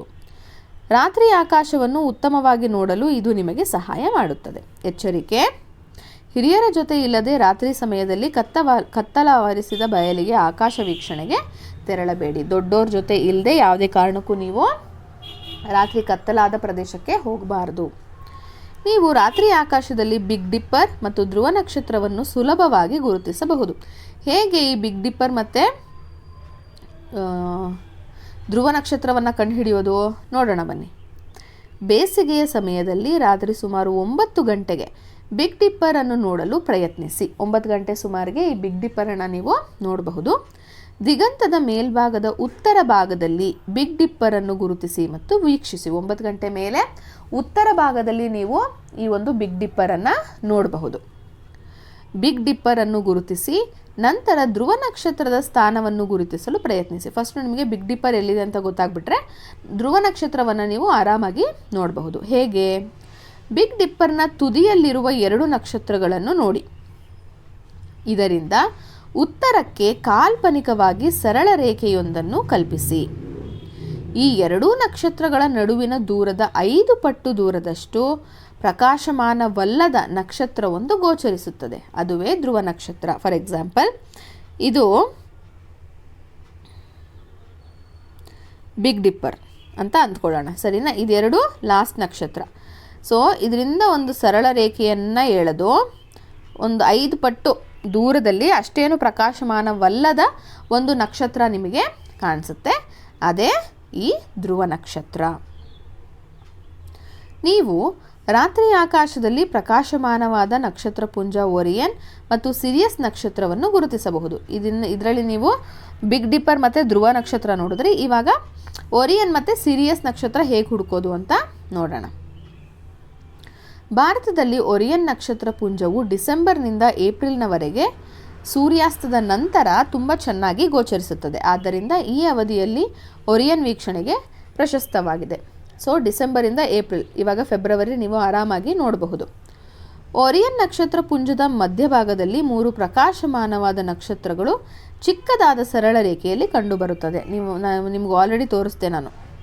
ಸೊ 3 ನಕ್ಷತ್ರಗಳು ಸ್ಟ್ರೇಟ್ ಲೈನಲ್ಲಿ ಇರುತ್ತೆ. ಆಮೇಲೆ ಆ ನಕ್ಷತ್ರಗಳ ಮಧ್ಯೆ ಡಿಸ್ಟೆನ್ಸ್ ತುಂಬ ಕಡಿಮೆ ಇರುತ್ತೆ, ಹತ್ತತ್ರ ಇರ್ತವೆ. ಈ 3 ನಕ್ಷತ್ರಗಳನ್ನು ಮೊದಲು ಗುರುತಿಸಿ. ಈಸಿಯಾಗಿ ನಿಮಗೆ ಇದು ಕಾಣಿಸ್ಬಿಡುತ್ತೆ. ಓರಿಯನ್ ನಕ್ಷತ್ರ ಪುಂಜವನ್ನು ಗುರುತಿಸಿದ ನಂತರ ತುಂಬ ಪ್ರಕಾಶಮಾನವಾದ ಸಿರಿಯಸ್ ನಕ್ಷತ್ರವನ್ನು ಗುರುತಿಸುವುದು ಸುಲಭ. ಈ 3 ಚುಕ್ಕಿಗಳು ಹತ್ರ ಇರೋದನ್ನು ನೋಡಿದ್ರೆ ಅದರ ತುಂಬ ಹತ್ತಿರದಲ್ಲೇ ತುಂಬ ಬ್ರೈಟ್ ಆಗಿರುವಂತಹ ಹೊಳಿತಿರೋ ನಕ್ಷತ್ರ ಕಾಣಿಸುತ್ತೆ. ಅದೇ ಸಿರಿಯಸ್, ಏಕೆಂದರೆ ಅದು ಓರಿಯನ್ ನಕ್ಷತ್ರ ಪುಂಜಕ್ಕೆ ಹತ್ತಿರದಲ್ಲಿದೆ. ಓರಿಯನ್ ಮಧ್ಯಭಾಗದಲ್ಲಿರುವ ಈ 3 ನಕ್ಷತ್ರಗಳ ಮೂಲಕ ಹಾದು ಹೋಗುವಂತೆ ಒಂದು ರೇಖೆಯನ್ನು ಕಲ್ಪಿಸಿಕೊಳ್ಳಿ ಮತ್ತು ಈ ರೇಖೆಯ ಗುಂಟ ಪೂರ್ವಕ್ಕೆ ವೀಕ್ಷಿಸಿ. ಅದು ನಿಮ್ಮನ್ನು ಸಿರಿಯಸ್ ನಕ್ಷತ್ರದ ಕಡೆಗೆ ನಿರ್ದೇಶಿಸುತ್ತದೆ. ಯಾವ ನಕ್ಷತ್ರ ನಮಗೆ ಅತಿ ಹತ್ತಿರದಲ್ಲಿದೆ? ಯಾವ ನಕ್ಷತ್ರನಪ್ಪ ಅದು? ನೋಡೋಣ ಬನ್ನಿ. ನಮ್ಮ ಸೌರವ್ಯೂಹ ಸೂರ್ಯ ಒಂದು ನಕ್ಷತ್ರ. ಇದು ಇಂಪಾರ್ಟೆಂಟು, ಯಾವಾಗಲೂ ನೆನ್ಪಿಟ್ಕೊಳ್ಬೇಕು. ಸೂರ್ಯ ಏನು? ಒಂದು ನಕ್ಷತ್ರ. ಇದು ನಮಗೆ ಅತ್ಯಂತ ಸಮೀಪದ ನಕ್ಷತ್ರವಾಗಿದೆ. ಸೊ ನಮಗೆ ತುಂಬ ಹತ್ತಿರ ಇರೋ ನಕ್ಷತ್ರ ಯಾವುದು? ಸೂರ್ಯ. ಇದು ಅತ್ಯಂತ ಬಿಸಿಯಾದ ಅನಿಲಗಳ ಗೋಳಾಕಾರದ ಚೆಂಡು. ಸೂರ್ಯ ಹೆಚ್ಚಿನ ಪ್ರಮಾಣದ ಶಕ್ತಿಯನ್ನು ನೀಡುವುದರಿಂದ ಅದು ಪ್ರಕಾಶಮಾನವಾಗಿ ಹೊಳೆಯುತ್ತೆ. ಯಾಕೆ ಅಷ್ಟೊಂದು ಬ್ರೈಟ್ ಆಗಿರುತ್ತೆ ಅಂದರೆ ಅದು ತುಂಬ ಎನರ್ಜಿ, ಶಕ್ತಿನ ನಮಗೆ ಕೊಡುತ್ತೆ. ಅದಕ್ಕೋಸ್ಕರ ಸೂರ್ಯ ಶಾಖ ಮತ್ತು ಬೆಳಕನ್ನು ಉತ್ಪಾದಿಸುತ್ತದೆ ಮತ್ತು ಇದು ಭೂಮಿಗೆ ಶಕ್ತಿಯ ಪ್ರಮುಖ ಆಕರವಾಗಿದೆ. ಬೆಳಕು ಮತ್ತು ಶಾಖ ಎರಡನ್ನೂ ಕೊಡುತ್ತೆ. ಮತ್ತು ನಮಗೆ ಬೇಕಾದಂತಹ ಶಕ್ತಿ ಎಲ್ಲಿಂದ ಸಿಗುತ್ತೆ? ನಮಗೆ ಸೂರ್ಯನಿಂದ ಸಿಗುತ್ತೆ. ಸೂರ್ಯ ಎಷ್ಟು ದೊಡ್ಡದು? ಇದರ ವಿನ್ಯಾಸ ಭೂಮಿಯ ವಿನ್ಯಾಸಕ್ಕಿಂತ 100 ಪಟ್ಟು ಹೆಚ್ಚಾಗಿದೆ. ಆದರೂ ಅದು ತುಂಬ ಚಿಕ್ಕದಾಗಿ ಕಾಣುತ್ತದೆ, ಏಕೆಂದರೆ ಅದು ಭೂಮಿಯಿಂದ ಬಹಳ ದೂರದಲ್ಲಿದೆ. ಸೂರ್ಯ ಮತ್ತು ಭೂಮಿಯ ನಡುವಿನ ಅಂತರ ಸುಮಾರು 150 ಮಿಲಿಯನ್ ಕಿಲೋಮೀಟರ್. ಸೌರವ್ಯೂಹದೊಳಗಿನ ಅಂತರವನ್ನು ವ್ಯಕ್ತಪಡಿಸಲು ಖಗೋಳಮಾನ AU ಆಸ್ಟ್ರೋನಾಮಿಕಲ್ ಯೂನಿಟ್ ಅಂತ ಕರಿತೀವಿ, ಉಪಯುಕ್ತ ಏಕಮಾನವಾಗಿದೆ. ಇದು ಬಹುತೇಕ ಭೂಮಿ ಮತ್ತು ಸೂರ್ಯನ ನಡುವಿನ ಅಂತರವಾಗಿದೆ. ಒಂದು AU ಅಂದರೆ 150 ಮಿಲಿಯನ್ ಕಿಲೋಮೀಟರ್ ಅಂತ ಅರ್ಥ. ಸೂರ್ಯ ಅತ್ಯಂತ ಪ್ರಕಾಶಮಾನವಾದ ಕಾಯವಾಗಿರುವುದರಿಂದ ಹಾಗೂ ಭೂಮಿಗೆ ಬೆಳಕಿನ ಹಾಗೂ ಶಾಖದ ಆಕರವಾಗಿರುವುದರಿಂದ ಅದಕ್ಕೆ ನಮ್ಮ ಬಹುತೇಕ ಪ್ರಾಚೀನ ನಾಗರಿಕತೆಗಳಲ್ಲಿ ದೇವರ ಸ್ಥಾನವನ್ನು ನೀಡಲಾಗಿದೆ. ಹೌದಲ್ವಾ? ದೇವರು ಅಂತ ನಾವು ಪೂಜೆ ಮಾಡ್ತೀವಿ. ಭಾರತದಲ್ಲಿ ಸೂರ್ಯನನ್ನು ಸೂರ್ಯದೇವ ಎಂದು ಪೂಜಿಸಲಾಗುತ್ತಿದೆ. ಏನಂತ ಕರಿತೀವಿ? ಸೂರ್ಯನ ನಾವು ಸೂರ್ಯದೇವ ಅಂತ ಪೂಜಿಸ್ತೀವಿ. ಮಾನವರಿಗೆ ಆಹಾರ ಮತ್ತು ಆಕ್ಸಿಜನ್ ಒದಗಿಸುವ ಸಸ್ಯಗಳು ಬೆಳೆಯಲು ಸೂರ್ಯನ ಬೆಳಕು ಅತ್ಯಗತ್ಯ ಅಲ್ವಾ? ನಮಗೆ ಉಸಿರಾಡೋದಕ್ಕಾಗಿರಲಿ, ಸಸ್ಯಗಳು ಆಹಾರವನ್ನು ತಯಾರಿಸ್ಕೊಳ್ಳೋದಕ್ಕಾಗಿರಲಿ, ಆಕ್ಸಿಜನ್ ಹೇಗೆ ಬೇಕೋ ಹಾಗೆ ಸೂರ್ಯನ ಬೆಳಕು ಕೂಡ ಬೇಕೇ ಬೇಕು. ಭೂಮಿಯ ಮೇಲಿನ ಸುಸ್ಥಿರ ಬದುಕಿಗೆ ಮುಖ್ಯವಾಗಿ ಬೇಕಾದ ಹವಾಮಾನ, ಋತುಮಾನ, ವಾಯುಗುಣ, ಜಲಚಕ್ರ, ಗಾಳಿ ಇವೆಲ್ಲಕ್ಕೂ ಸೂರ್ಯನೇ ಕಾರಣ. ನಮ್ಮ ಸೂರ್ಯ ಕೂಡ ನಕ್ಷತ್ರ. ಹಾಗಾದರೆ ಸೂರ್ಯನು ದೊಡ್ಡದಾಗಿ ಕಾಣಿಸುತ್ತದೆ ಮತ್ತು ಆಕಾಶವನ್ನು ಬೆಳಗಿಸುತ್ತದೆ. ಆದರೆ ನಕ್ಷತ್ರಗಳು ರಾತ್ರಿಯ ಆಕಾಶದಲ್ಲಿ ಪ್ರಕಾಶಮಾನವಾದ ಚುಕ್ಕಿಗಳಂತೆ ಕಾಣಿಸುತ್ತವೆ ಮತ್ತು ಹಗಲಿನಲ್ಲಿ ಸಹ ಗೋಚರಿಸುವುದಿಲ್ಲ. ಯಾಕಂದರೆ ಸೂರ್ಯ ನಮಗೆ ಹತ್ತಿರದಲ್ಲಿರೋ ನಕ್ಷತ್ರ, ಅದಕ್ಕೆ ದೊಡ್ಡದಾಗಿ ಕಾಣಿಸುತ್ತೆ. ಆಮೇಲೆ ಅದರಲ್ಲಿ ಎಷ್ಟೊಂದು ಅನಿಲಗಳ ಒಂದು ಶಕ್ತಿ ರೂಪಿತ ಆಗಿರೋದ್ರಿಂದ ತುಂಬ ಬ್ರೈಟಾಗಿ ಕಾಣಿಸುತ್ತೆ. ಆಮೇಲೆ ಬೇರೆ ನಕ್ಷತ್ರಗಳಿಗಿಂತ ಹೆಚ್ಚು ಬ್ರೈಟ್ ಪ್ರಕಾಶ ಆಗಿರೋದ್ರಿಂದ, ತುಂಬ ಬೆಳಕು ಕೊಡೋದ್ರಿಂದ ಬೇರೆ ನಕ್ಷತ್ರಗಳು ಈ ಒಂದು ಬೆಳಕಿನಲ್ಲಿ ಬೆಳಗ್ಗೆ ಹೊತ್ತು ಕಾಣಿಸೋದಿಲ್ಲ. ರಾತ್ರಿ ಹೊತ್ತು ಸೂರ್ಯ ಇರೋದಿಲ್ಲ, ಅದಕ್ಕೋಸ್ಕರ ಏನಾಗಿ ಕಾಣಿಸುತ್ತೆ, ಚುಕ್ಕಿಗಳ ಥರ ನಕ್ಷತ್ರಗಳು ಕಾಣಿಸುತ್ತೆ. ಆದಾಗ್ಯೂ ಸೂರ್ಯ ಇತರ ನಕ್ಷತ್ರಗಳಿಗಿಂತ ನಮಗೆ ಹೆಚ್ಚು ಹತ್ತಿರವಿರುವುದರಿಂದ ಅದು ನಕ್ಷತ್ರಗಳಿಗಿಂತ ದೊಡ್ಡದಾಗಿ ಕಾಣಿಸುತ್ತೆ. ಕೆಲವು ನಕ್ಷತ್ರಗಳು ನಮ್ಮ ಸೂರ್ಯನಿಗಿಂತ ಹೆಚ್ಚು ದೊಡ್ಡದಾಗಿದ್ದರೂ ಚುಕ್ಕಿಗಳಂತೆ ಕಾಣುತ್ತವೆ. ಯಾಕೆಂದರೆ ಅದು ಸೂರ್ಯನಿಗಿಂತ ತುಂಬ ದೂರ ಇದೆ. ಹಗಲಿನ ಸಮಯದಲ್ಲಿ ಸೂರ್ಯನ ತೀವ್ರ ಪ್ರಖರತೆಯಿಂದಾಗಿ ಇತರ ನಕ್ಷತ್ರಗಳನ್ನು ವೀಕ್ಷಿಸಲು ಸಾಧ್ಯವಾಗುವುದಿಲ್ಲ. ಬೆಳಗಿನ ಹೊತ್ತು ತುಂಬ ಸೂರ್ಯ ಬ್ರೈಟಾಗಿ ಇರೋದರಿಂದ ಬೇರೆ ನಕ್ಷತ್ರನ ನೋಡೋದಕ್ಕೆ ನಮಗೆ ಆಗಲ್ಲ. ಇನ್ನಷ್ಟು ತಿಳಿಯಲು, ಸೂರ್ಯನ ನಂತರ ಹತ್ತಿರ ಇರುವ ನಕ್ಷತ್ರ ಪ್ರಾಕ್ಸಿಮಾ ಸೆಂಟಾರಿ. ಇದು ಸುಮಾರು 2,69,000 AU ದೂರದಲ್ಲಿದೆ. ಇದರರ್ಥ ಭೂಮಿಯಿಂದ ಸೂರ್ಯನಿಗೂ ಇರುವ ಅಂತರಕ್ಕಿಂತ ಈ ನಕ್ಷತ್ರಕ್ಕಿರುವ ಅಂತರವು ಸುಮಾರು 2,69,000 ಪಟ್ಟು ಹೆಚ್ಚು. ನೆಕ್ಸ್ಟ್, ಆಕಾಶದಲ್ಲಿ ನಕ್ಷತ್ರಗಳು ಮಾತ್ರ ಇವೆಯೇ ಅಥವಾ ನಾವು ಗಮನಿಸಿದ ಇನ್ನಿತರ ಕಾಯಗಳೂ ಇವೆಯೇ? ಅಂದರೆ ನಕ್ಷತ್ರ ಮಾತ್ರ ಇರೋದು, ಅದನ್ನ ಬಿಟ್ಟು ಬೇರೆ ವಸ್ತುಗಳು ಇದಾವ ಅಂತ ಕೇಳಿರೋದು. ಆಕಾಶದಲ್ಲಿ ಇನ್ನೂ ಅನೇಕ ಕಾಯಗಳಿವೆ.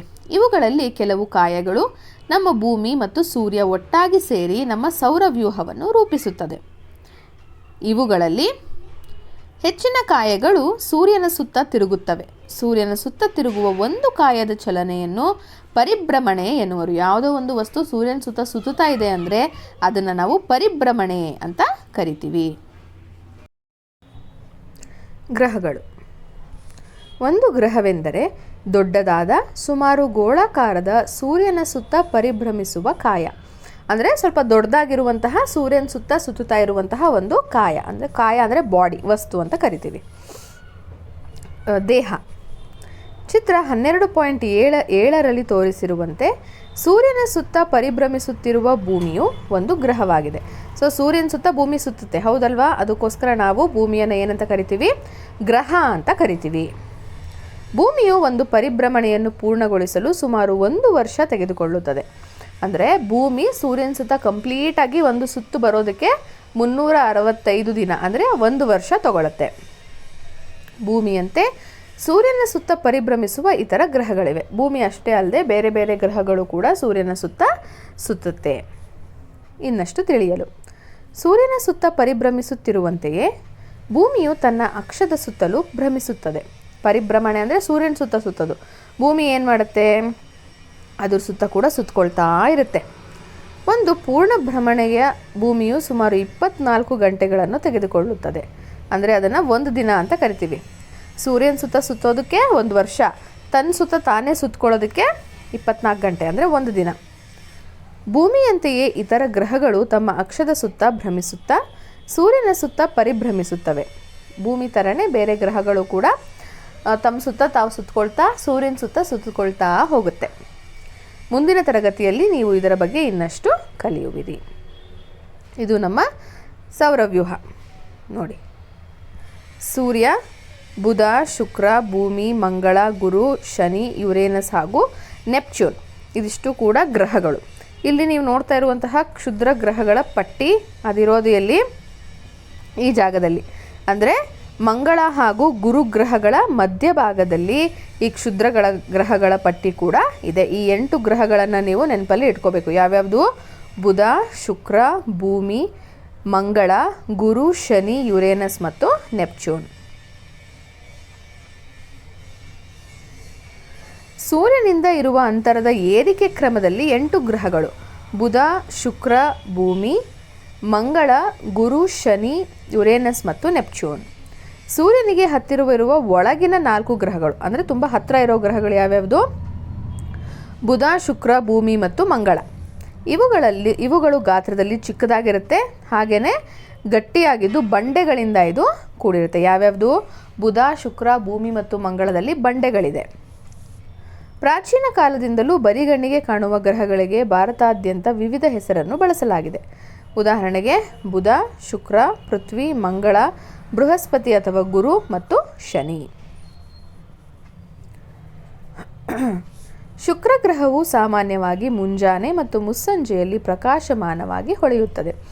ಸೊ ಸೂರ್ಯ ಹುಟ್ಟೋದಕ್ಕಿಂತ ಮುಂಚೆ, ಆಮೇಲೆ ಸೂರ್ಯಾಸ್ತ ಆದಮೇಲೆ, ಮುಳುಗಿದ ಮೇಲೆ ಆ ಭಾಗದಲ್ಲಿ ಪ್ರಕಾಶಮಾನವಾಗಿರುವಂತಹ ನಕ್ಷತ್ರ ಅಲ್ಲ, ಗ್ರಹ ಕಾಣಿಸುತ್ತೆ. ಅದರ ಹೆಸರು ಶುಕ್ರ. ಇದು ನಕ್ಷತ್ರವಲ್ಲದಿದ್ದರೂ ಇದನ್ನು ಸಾಮಾನ್ಯವಾಗಿ ಬೆಳಗಿನ ನಕ್ಷತ್ರ ಅಥವಾ ಸಂಜೆಯ ನಕ್ಷತ್ರ ಎಂದು ಕರೆಯಲಾಗುತ್ತದೆ. ಯಾಕಂದರೆ ತುಂಬ ಬ್ರೈಟ್ ಆಗಿರುತ್ತೆ ಇದು. ಅದಕ್ಕೆ ಮಂಗಳವನ್ನು ಕೆಂಪು ಗ್ರಹ ಎಂದು ಕರೆಯಲಾಗುತ್ತಿದೆ.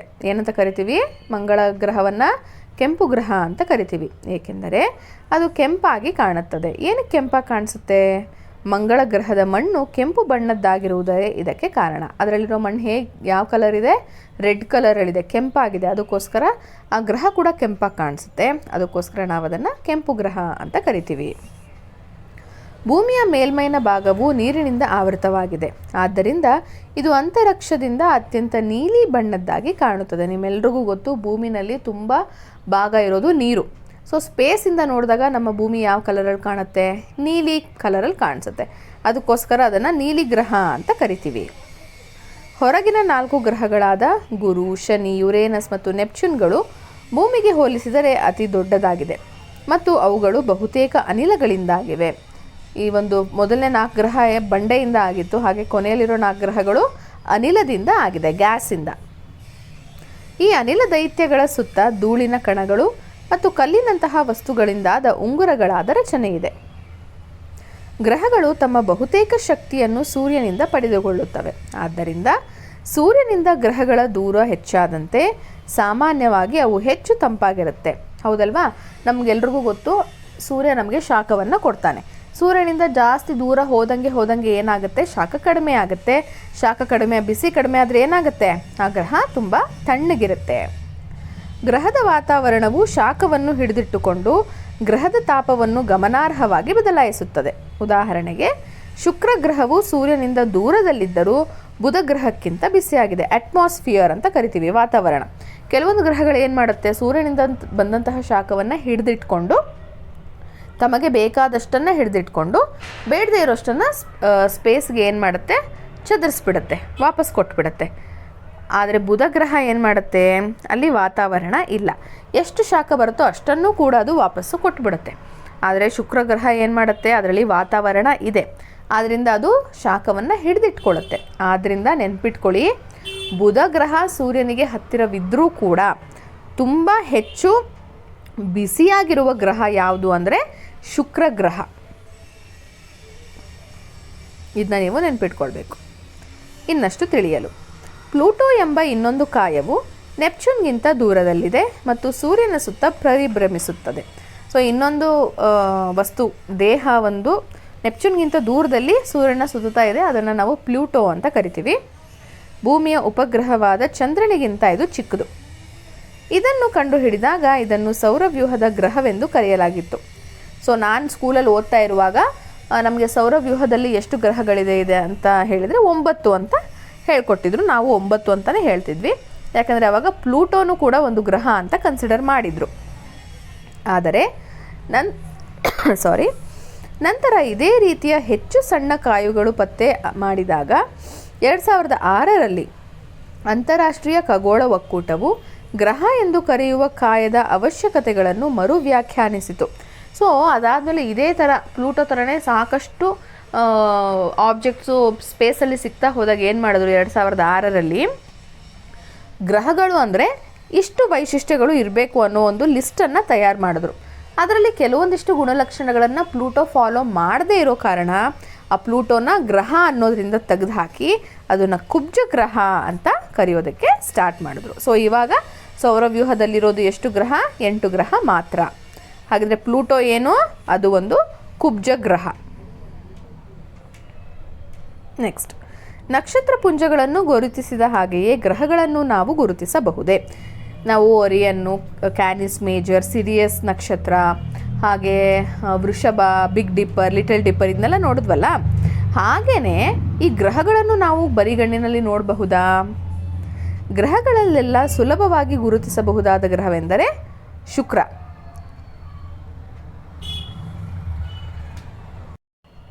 ಸೊ ನಮಗೆ ಬರಿಗಣ್ಣಿನಿಂದ ತುಂಬ ಈಸಿಯಾಗಿ ಕಾಣಿಸೋದು ಶುಕ್ರ ಗ್ರಹ. ಅದು ಅತ್ಯಂತ ಪ್ರಕಾಶಮಾನವಾಗಿದೆ, ಅಂದರೆ ತುಂಬ ಬ್ರೈಟ್ ಆಗಿದೆ. ಅದು ಆಕಾಶದಲ್ಲಿ ಸೂರ್ಯ ಮತ್ತು ಚಂದ್ರರ ನಂತರ ಶುಕ್ರ ಗ್ರಹವು ಅತ್ಯಂತ ಪ್ರಕಾಶಮಾನವಾದ ಕಾಯ ಅಂದರೆ ಒಂದು ದೇಹ. ಸೊ ಸೂರ್ಯ ಮತ್ತು ಚಂದ್ರನ ಬಿಟ್ಟರೆ ತುಂಬ ಬ್ರೈಟ್ ಆಗಿರೋದು ಯಾವುದು? ಶುಕ್ರ.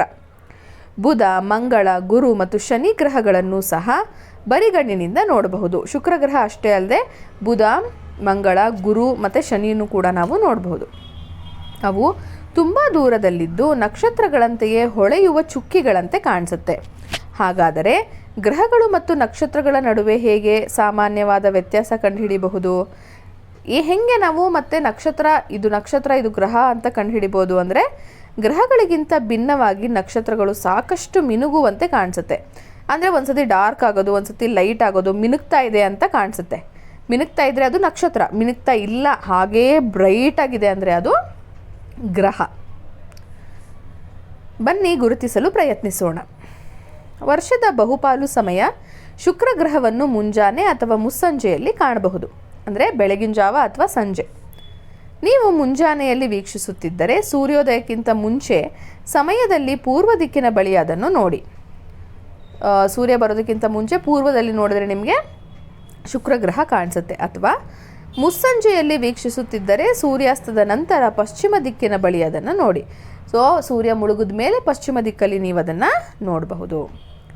ಆಕಾಶದಲ್ಲಿರುವ ಅನೇಕ ಕಾಯಗಳನ್ನು ನಾವು ಬರಿಗಣ್ಣಿನಿಂದ ನೇರವಾಗಿ ನೋಡಬಹುದಾದರೂ ಅವುಗಳನ್ನು ಒಂದು ಬೈನಾಕ್ಯುಲರ್ ಅಥವಾ ದೂರದರ್ಶಕ ಎಂಬ ಉಪಕರಣವನ್ನು ಉಪಯೋಗಿಸಿಕೊಂಡು ಪ್ರಕಾಶಮಾನವಾಗಿ ದೊಡ್ಡದಾಗಿ ನೋಡಬಹುದು. ನಾವು ಬರಿಗಣ್ಣಿನಿಂದ ನೋಡ್ತೀವಿ ಅಂದ್ರೂ ಕ್ಲಿಯರ್ ಆಗಿ ತುಂಬ ದೊಡ್ಡದಾಗಿ ಕಾಣಿಸ್ಬೇಕು ಅಂತ ಅಂದರೆ ಟೆಲಿಸ್ಕೋಪನ್ನು ಯೂಸ್ ಮಾಡಿಕೊಂಡು ನಾವು ನೋಡಬಹುದು, ದೂರದರ್ಶಕ.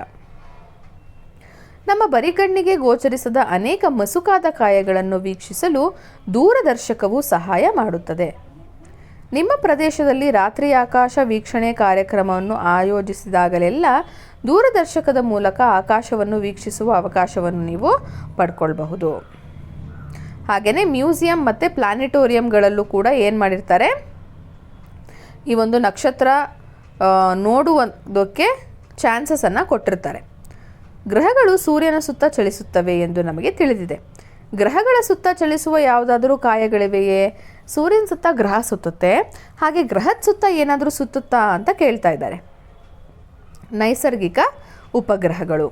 ಗ್ರಹಗಳ ಸುತ್ತ ಚಲಿಸುವ ಕಾಯಗಳನ್ನು ಸಾಮಾನ್ಯವಾಗಿ ಉಪಗ್ರಹಗಳು ಎಂದು ಕರೆಯುವರು. ಸೊ ಗ್ರಹದ ಸುತ್ತುತ್ತಾ ಇರುತ್ತಲ್ಲ, ಅದನ್ನು ಉಪಗ್ರಹ ಅಂತ ಕರಿತೀವಿ. ಅವು ಗ್ರಹಗಳಿಗಿಂತ ಗಾತ್ರದಲ್ಲಿ ಚಿಕ್ಕದಾಗಿರುತ್ತೆ. ಚಂದ್ರರು ಗ್ರಹಗಳ ನೈಸರ್ಗಿಕ ಉಪಗ್ರಹಗಳು. ಭೂಮಿಗೆ 1 ಚಂದ್ರನಿದ್ದರೆ ಮಂಗಳಕ್ಕೆ 2, ಗುರು, ಶನಿ, ಯುರೇನಸ್ ಮತ್ತು ನೆಪ್ಚೂನ್ ಗ್ರಹಗಳಿಗೆ ಅನೇಕ ಸಂಖ್ಯೆಯ ಚಂದ್ರರಿದ್ದಾರೆ. ಭೂಮಿಗೆ 1 ಚಂದ್ರ, ಮಂಗಳಕ್ಕೆ 2 ಚಂದ್ರ, ಹಾಗೆ ಬೇರೆ ಬೇರೆ ಗ್ರಹಗಳಿಗೆ ಸಾಕಷ್ಟು ರೀತಿಯ ನಂಬರಿನ ಚಂದ್ರಗಳು ಇದೆ. ಸಾಮಾನ್ಯವಾಗಿ ಯಾವುದೇ ಕಾಯವು ಅದಕ್ಕಿಂತ ದೊಡ್ಡದಾದ ಕಾಯದ ಸುತ್ತ ಸುತ್ತುತ್ತಿದ್ದರೆ ಅದನ್ನು ಉಪಗ್ರಹ ಎನ್ನುತ್ತೇವೆ. ಚಿಕ್ಕ ಗ್ರಹ ಒಂದು ದೊಡ್ಡ ಗ್ರಹದ ಸುತ್ತ ಏನಾದರೂ ಸುತ್ತುತ್ತಾ ಇದ್ದರೆ ಅದನ್ನು ನಾವೇನಂತ ಕರಿತೀವಿ? ಉಪಗ್ರಹ ಅಂತ ಕರಿತೀವಿ. ಉದಾಹರಣೆಗೆ ಭೂಮಿಯನ್ನು ಸೂರ್ಯನ ಉಪಗ್ರಹವೆಂದು ಪರಿಗಣಿಸಬಹುದು. ಭೂಮಿಯಿಂದ ಚಂದ್ರ 3,84,000 ಕಿಲೋಮೀಟರ್ ದೂರದಲ್ಲಿದೆ. ಚಂದ್ರ ಭೂಮಿಯ ನೈಸರ್ಗಿಕ ಉಪಗ್ರಹ ಚಂದ್ರ. ನೈಸರ್ಗಿಕ ಉಪಗ್ರಹ ಅಂದರೆ ನಿಸರ್ಗದಲ್ಲೇ ಇರುವಂತಹ ಒಂದು ಉಪಗ್ರಹ, ಅದು ಮಾನವ ನಿರ್ಮಿತ ಅಲ್ಲ. ಭೂಮಿಯ ಸುತ್ತ ಒಂದು ಪರಿಭ್ರಮಣೆಯನ್ನು ಪೂರ್ಣಗೊಳಿಸಲು ಸುಮಾರು 27 ದಿನಗಳನ್ನು ತೆಗೆದುಕೊಳ್ಳುತ್ತದೆ. ಅಂದರೆ ಭೂಮಿ ಸುತ್ತ ಅದು ಕಂಪ್ಲೀಟಾಗಿ ಒಂದು ಸುತ್ತು ಬರಬೇಕು ಅಂತ ಅಂದರೆ 27 ದಿನ ತಗೊಳುತ್ತೆ. ಇದು ಬಾಹ್ಯಾಕಾಶದಲ್ಲಿ ಭೂಮಿಗೆ ಹತ್ತಿರವಿರುವ ಕಾಯ. ತುಂಬ ಹತ್ತಿರ ಇರುವಂತಹ ಯಾವುದಾದ್ರೂ ಒಂದು ವಸ್ತು ಇದೆ ನಮ್ಮ ಭೂಮಿಗೆ ಅಂದರೆ ಅದು ಚಂದ್ರ. ಭೂಮಿಯಲ್ಲಿದ್ದಂತೆ ಚಂದ್ರನ ಮೇಲೆ ಯಾವುದೇ ವಾತಾವರಣ ಇಲ್ಲ. ಭೂಮಿಗೆ ಹೋಲಿಸಿದರೆ ಚಂದ್ರ ಎಷ್ಟು ದೊಡ್ಡದು? ಚಂದ್ರನ ವ್ಯಾಸ ಭೂಮಿಯ ವ್ಯಾಸದ ಕಾಲು ಭಾಗದಷ್ಟಿದೆ, ಕಾಲು ಭಾಗ ಅಷ್ಟೇ ಇರೋದು. ಚಂದ್ರನ ಮೇಲ್ಮೈ ಮೇಲೆ ಕುಳಿಗಳು ಎಂದು ಕರೆಯಲ್ಪಡುವ ವೃತ್ತಾಕಾರದ ಬಟ್ಟಲಿನಂತಹ ರಚನೆಗಳಿವೆ. ಈ ಚಿತ್ರದಲ್ಲಿ ನೀವು ನೋಡಬಹುದು, ಬಟ್ಟಲಿನ ಥರ ಕುಳಿ ಇದೆ. ಈ ಕುಳಿಗಳು ಹೆಚ್ಚಿನವು ಚಂದ್ರನ ಮೇಲ್ಮೈಗೆ ಕ್ಷುದ್ರ ಗ್ರಹಗಳು ಅಥವಾ ಬಂಡೆಗಳು ಅಪ್ಪಳಿಸಿದ್ದರಿಂದ ರೂಪುಗೊಂಡಿವೆ. ಯಾವುದೋ ಒಂದು ಬಂಡೆ ಕಲ್ಲು ಬಂದು ಅಪ್ಪಳಿಸಿರೋದ್ರಿಂದ, ಬಿದ್ದಿರೋದ್ರಿಂದ ಆ ಒಂದು ಕುಳಿ ಬೊಟ್ಟಲಿನಂತಹದ್ದು ಉಂಟಾಗಿರುತ್ತೆ. ಚಂದ್ರನ ಮೇಲೆ ಯಾವುದೇ ವಾತಾವರಣ, ನೀರು, ಜೀವ ಇಲ್ಲದೇ ಇರುವ ಕಾರಣ ಈ ಲಕ್ಷಣಗಳು ಚಂದ್ರನ ಮೇಲ್ಮೈಯಲ್ಲಿ ಬಹಳ ದಿನಗಳವರೆಗೆ ಇರುತ್ತೆ. ನೀವು ಚಂದ್ರನ ನೋಡಿದ್ರೆ ಕಪ್ ಕಪ್ ಕಪ್ ಕಪ್ ಕಲೆ ಕಾಣಿಸ್ತಾ ಇರುತ್ತಲ್ಲ, ಅದನ್ನೇ ನಾವು ಚಂದ್ರನ ಮೇಲಿರುವ ಕುಳಿ ಅಂತ ಕರಿತೀವಿ. ಚಂದ್ರನು ಬಹಳ ದೂರದಲ್ಲಿದ್ದರೂ ಚಂದ್ರನ ಬಗ್ಗೆ ಹೆಚ್ಚು ಅನ್ವೇಷಿಸಲು ಮತ್ತು ಅರ್ಥ ಮಾಡಿಕೊಳ್ಳಲು ಮಾನವರು ಬಾಹ್ಯಾಕಾಶ ನೌಕೆಗಳನ್ನು ಕಳಿಸ್ತಾ ಇದ್ದರು. ಭಾರತವು ಕೂಡ ಚಂದ್ರನನ್ನು ಅಧ್ಯಯನ ಮಾಡಲು 3 ಚಂದ್ರಯಾನ ಯೋಜನೆಗಳಿಗೆ ಚಾಲನೆ ನೀಡಿದೆ ಮತ್ತು ಮುಂದಿನ ಯೋಜನೆ ಸಿದ್ಧತೆ ಮಾಡಲಾಗುತ್ತಿದೆ. ಸೊ 3 ಚಂದ್ರಯಾನಗಳನ್ನು ನಾವು ಆಲ್ರೆಡಿ ಚಂದ್ರನಿಗೆ ಕಳಿಸಿದ್ದೀವಿ, ನಿಮಗಿದು ಗೊತ್ತೇ. ಚಂದ್ರನ ಬಗ್ಗೆ ಹೆಚ್ಚು ತಿಳಿಯಲು ಭಾರತದ ಮೊದಲ ಯೋಜನೆ ಚಂದ್ರಯಾನ 1 2008ರಲ್ಲಿ, ಎರಡನೇ ಯೋಜನೆಯನ್ನು 2019ರಲ್ಲಿ ಉಡಾಯಿಸಲಾಯಿತು. ಮೂರನೇ ಯೋಜನೆ ಚಂದ್ರಯಾನ 3 ಜುಲೈ 2023ರಲ್ಲಿ ಪ್ರಾರಂಭಿಸಲಾಯಿತು. ಸೊ ಜುಲೈ 2023ರಲ್ಲಿ ಕಳಿಸಿದ್ರು. ಹಾಗೂ ಪ್ರಜ್ಞಾನ್ ರೋವರ್ ಅನ್ನು ಹೊತ್ತ ವಿಕ್ರಮ್ ಲ್ಯಾಂಡರ್ 23 ಆಗಸ್ಟ್ 2023ರಂದು ಯಶಸ್ವಿಯಾಗಿ ಚಂದ್ರನ ಮೇಲೆ ಇಳಿತು. ಜುಲೈನಲ್ಲಿ ಕಳಿಸಿದ್ರು, ಆಗಸ್ಟಲ್ಲಿ ಹೋಗಿ ಅದು ರೀಚ್ ಆಯಿತು. ಈ ಯೋಜನೆಯೊಂದಿಗೆ ಭಾರತವು ಚಂದ್ರನ ಕಡಿಮೆ ಅನ್ವೇಷಣೆಗೆ ಒಳಗಾದ ದಕ್ಷಿಣ ಧ್ರುವದ ಸಮೀಪ ಇಳಿದ ಮೊದಲ ದೇಶವಾಗಿದೆ. ಸೊ ಅಲ್ಲಿ ಯಾರು ಕೂಡ ಹೋಗಿ ಇದುವರೆಗೂ ಅನ್ವೇಷಣೆ ಮಾಡೇ ಇಲ್ಲ. ಸೊ ನಮ್ಮ ಭಾರತನೇ ಮೊದಲು, ಎಲ್ಲಿ ದಕ್ಷಿಣ ಧ್ರುವದ ಸಮೀಪ. ಈ ಯಶಸ್ಸಿನ ಸ್ಮರಣಾರ್ಥವಾಗಿ ಭಾರತ ಸರ್ಕಾರವು ಆಗಸ್ಟ್ 23ನ್ನು ಭಾರತದಲ್ಲಿ ರಾಷ್ಟ್ರೀಯ ಬಾಹ್ಯಾಕಾಶ ದಿನವನ್ನಾಗಿ ಆಚರಿಸಿ ಎಂದು ಘೋಷಿಸಲಾಯಿತು. ಚಂದ್ರನಿಂದ ಮಣ್ಣು ಕಲ್ಲಿನ ಮಾದರಿಗಳನ್ನು ತರುವ ಗುರಿಯನ್ನು ಹೊಂದಿರುವ 4ನೇ ಯೋಜನೆ ಚಂದ್ರಯಾನ 4 ಯೋಜಿಸಲಾಗುತ್ತಿದೆ. ಸೊ ನೆಕ್ಸ್ಟ್ ಚಂದ್ರಯಾನ 4ರಲ್ಲಿ ಚಂದ್ರನಲ್ಲಿರುವಂತಹ ಮಣ್ಣು ಮತ್ತು ಕಲ್ಲುಗಳನ್ನು ವಾಪಸ್ ಭೂಮಿಗೆ ತರಬೇಕು. ಅಂತಹ ಯೋಜನೆಯನ್ನು ಇವಾಗ ಏನು ಮಾಡ್ತಾ ಇದ್ದಾರೆ, ರೂಪಿಸ್ತಾ ಇದ್ದಾರೆ. ನೆಕ್ಸ್ಟು ಕ್ಷುದ್ರ ಗ್ರಹಗಳು. ಸೂರ್ಯ ಮತ್ತು ಗ್ರಹಗಳು ಬಹುತೇಕ ಗೋಳಾಕಾರದಲ್ಲಿದೆ, ಅಂದರೆ ರೌಂಡ್ ಶೇಪಲ್ಲಿದೆ. ಸೌರವ್ಯೂಹದಲ್ಲಿ ಅನಿಯತ ಆಕಾರದ ಕಲ್ಲಿನಿಂದಾದ ಅನೇಕ ಸಣ್ಣ ಸಣ್ಣ ಕಾಯಗಳಿವೆ. ಅದಲ್ಲದೇನೆ ಬೇರೆ ಬೇರೆ ಆಕಾರದಲ್ಲಿರುವಂತಹ ಕಲ್ಲುಗಳು ಇದೆ. ಇವುಗಳನ್ನು ಕ್ಷುದ್ರ ಗ್ರಹಗಳು ಎನ್ನುತ್ತಾರೆ. ಈ ಕ್ಷುದ್ರ ಗ್ರಹಗಳಲ್ಲಿ ಹಲವು ಮಂಗಳ ಮತ್ತು ಗುರು ಗ್ರಹಗಳ ಕಕ್ಷೆಗಳ ನಡುವೆ ಪರಿಭ್ರಮಿಸುತ್ತವೆ. ನೀವು ಆಲ್ರೆಡಿ ನೋಡಿದ್ರಿ ಕ್ಷುದ್ರ ಗ್ರಹಗಳ ಪಟ್ಟಿ, ಅದು ಗುರು ಮತ್ತು ಮಂಗಳ ಗ್ರಹದ ಮಧ್ಯದಲ್ಲಿ ಇದೆ. ಈ ಪ್ರದೇಶವನ್ನು ಕ್ಷುದ್ರ ಗ್ರಹ ಪಟ್ಟಿ ಎಂದು ಕರೆಯುವರು. ಕೆಲವೊಮ್ಮೆ ಕ್ಷುದ್ರ ಗ್ರಹಗಳು ಭೂಮಿಯ ಸಮೀಪ ಹಾದು ಹೋಗುತ್ತವೆ. ಕ್ಷುದ್ರ ಗ್ರಹಗಳ ಗಾತ್ರ ಸುಮಾರು 10 ಮೀಟರ್ನಿಂದ 500 ಕಿಲೋಮೀಟರ್ವರೆಗೆ ಇರುತ್ತೆ. ನೆಕ್ಸ್ಟು ಧೂಮಕೇತುಗಳು. ಕೆಲವೊಮ್ಮೆ ಸೌರವ್ಯೂಹದ ಹೊರಗಿನ ಪ್ರದೇಶಗಳಿಂದ ಬರುವ ಪ್ರವಾಸಿಗರಿದ್ದಾರೆ. ಉದ್ದವಾದ ಬಾಲಗಳನ್ನು ಹೊಂದಿರುವ ಈ ಕಾಯಗಳನ್ನು ಧೂಮಕೇತುಗಳು ಎಂದು ಕರೆಯುವರು. ಇವು ಧೂಳು, ಅನಿಲ, ಕಲ್ಲು ಮತ್ತು ಮಂಜುಗಡ್ಡೆಗಳಿಂದ ಆಗಿವೆ. ಧೂಮಕೇತುಗಳು ಸೂರ್ಯನ ಸಮೀಪಕ್ಕೆ ಬರುತ್ತಿದ್ದಂತೆಯೇ ಅದರಲ್ಲಿ ಘನೀಕೃತ ಕಾಯವು ಆವಿಯಾಗಲು ಪ್ರಾರಂಭಿಸುತ್ತದೆ. ಇಲ್ಲಿ ನೋಡಿ, ಈ ಥರ. ಸೊ ಅದು ಮಂಜುಗಡ್ಡೆಯಿಂದ ಆಗಿದೆ ಅಂತ ಅಂದ್ಕೊಂಡ್ವಲ್ವಾ. ಸೊ ಸೂರ್ಯನ ಹತ್ರ ಬರ್ತಾ ಇದ್ದಂಗೆ ಏನಾಗೋಗುತ್ತೆ, ಅದು ಕರಗಿಬಿಡುತ್ತೆ, ಆವಿ ಆಗೋಗ್ಬಿಡುತ್ತೆ. ಸೊ ಅದು ಕಾಯವು ಧೂಮಕೇತುವಿನ ಬಾಲವನ್ನು ರಚಿಸುತ್ತೆ. ಧೂಮಕೇತುಗಳು ಸೂರ್ಯನಿಂದ ದೂರ ಹೋಗುವಾಗ ಮಬ್ಬಾಗಿ ಗೋಚರಿಸುತ್ತದೆ ಮತ್ತು ಅವುಗಳನ್ನು ಬರಿಗಣ್ಣಿನಿಂದ ನೋಡಲು ಸಾಧ್ಯ ಆಗೋದಿಲ್ಲ. ಸೂರ್ಯನ ಸುತ್ತ ಪರಿಭ್ರಮಿಸುವ ಅನೇಕ ಧೂಮಕೇತುಗಳು ಕಂಡುಬಂದಿವೆ. ಅಂದರೆ ಸೂರ್ಯನ ಸುತ್ತ ಕೂಡ ಇವು ಸುತ್ತುತ್ತಾ ಇರುತ್ತೆ.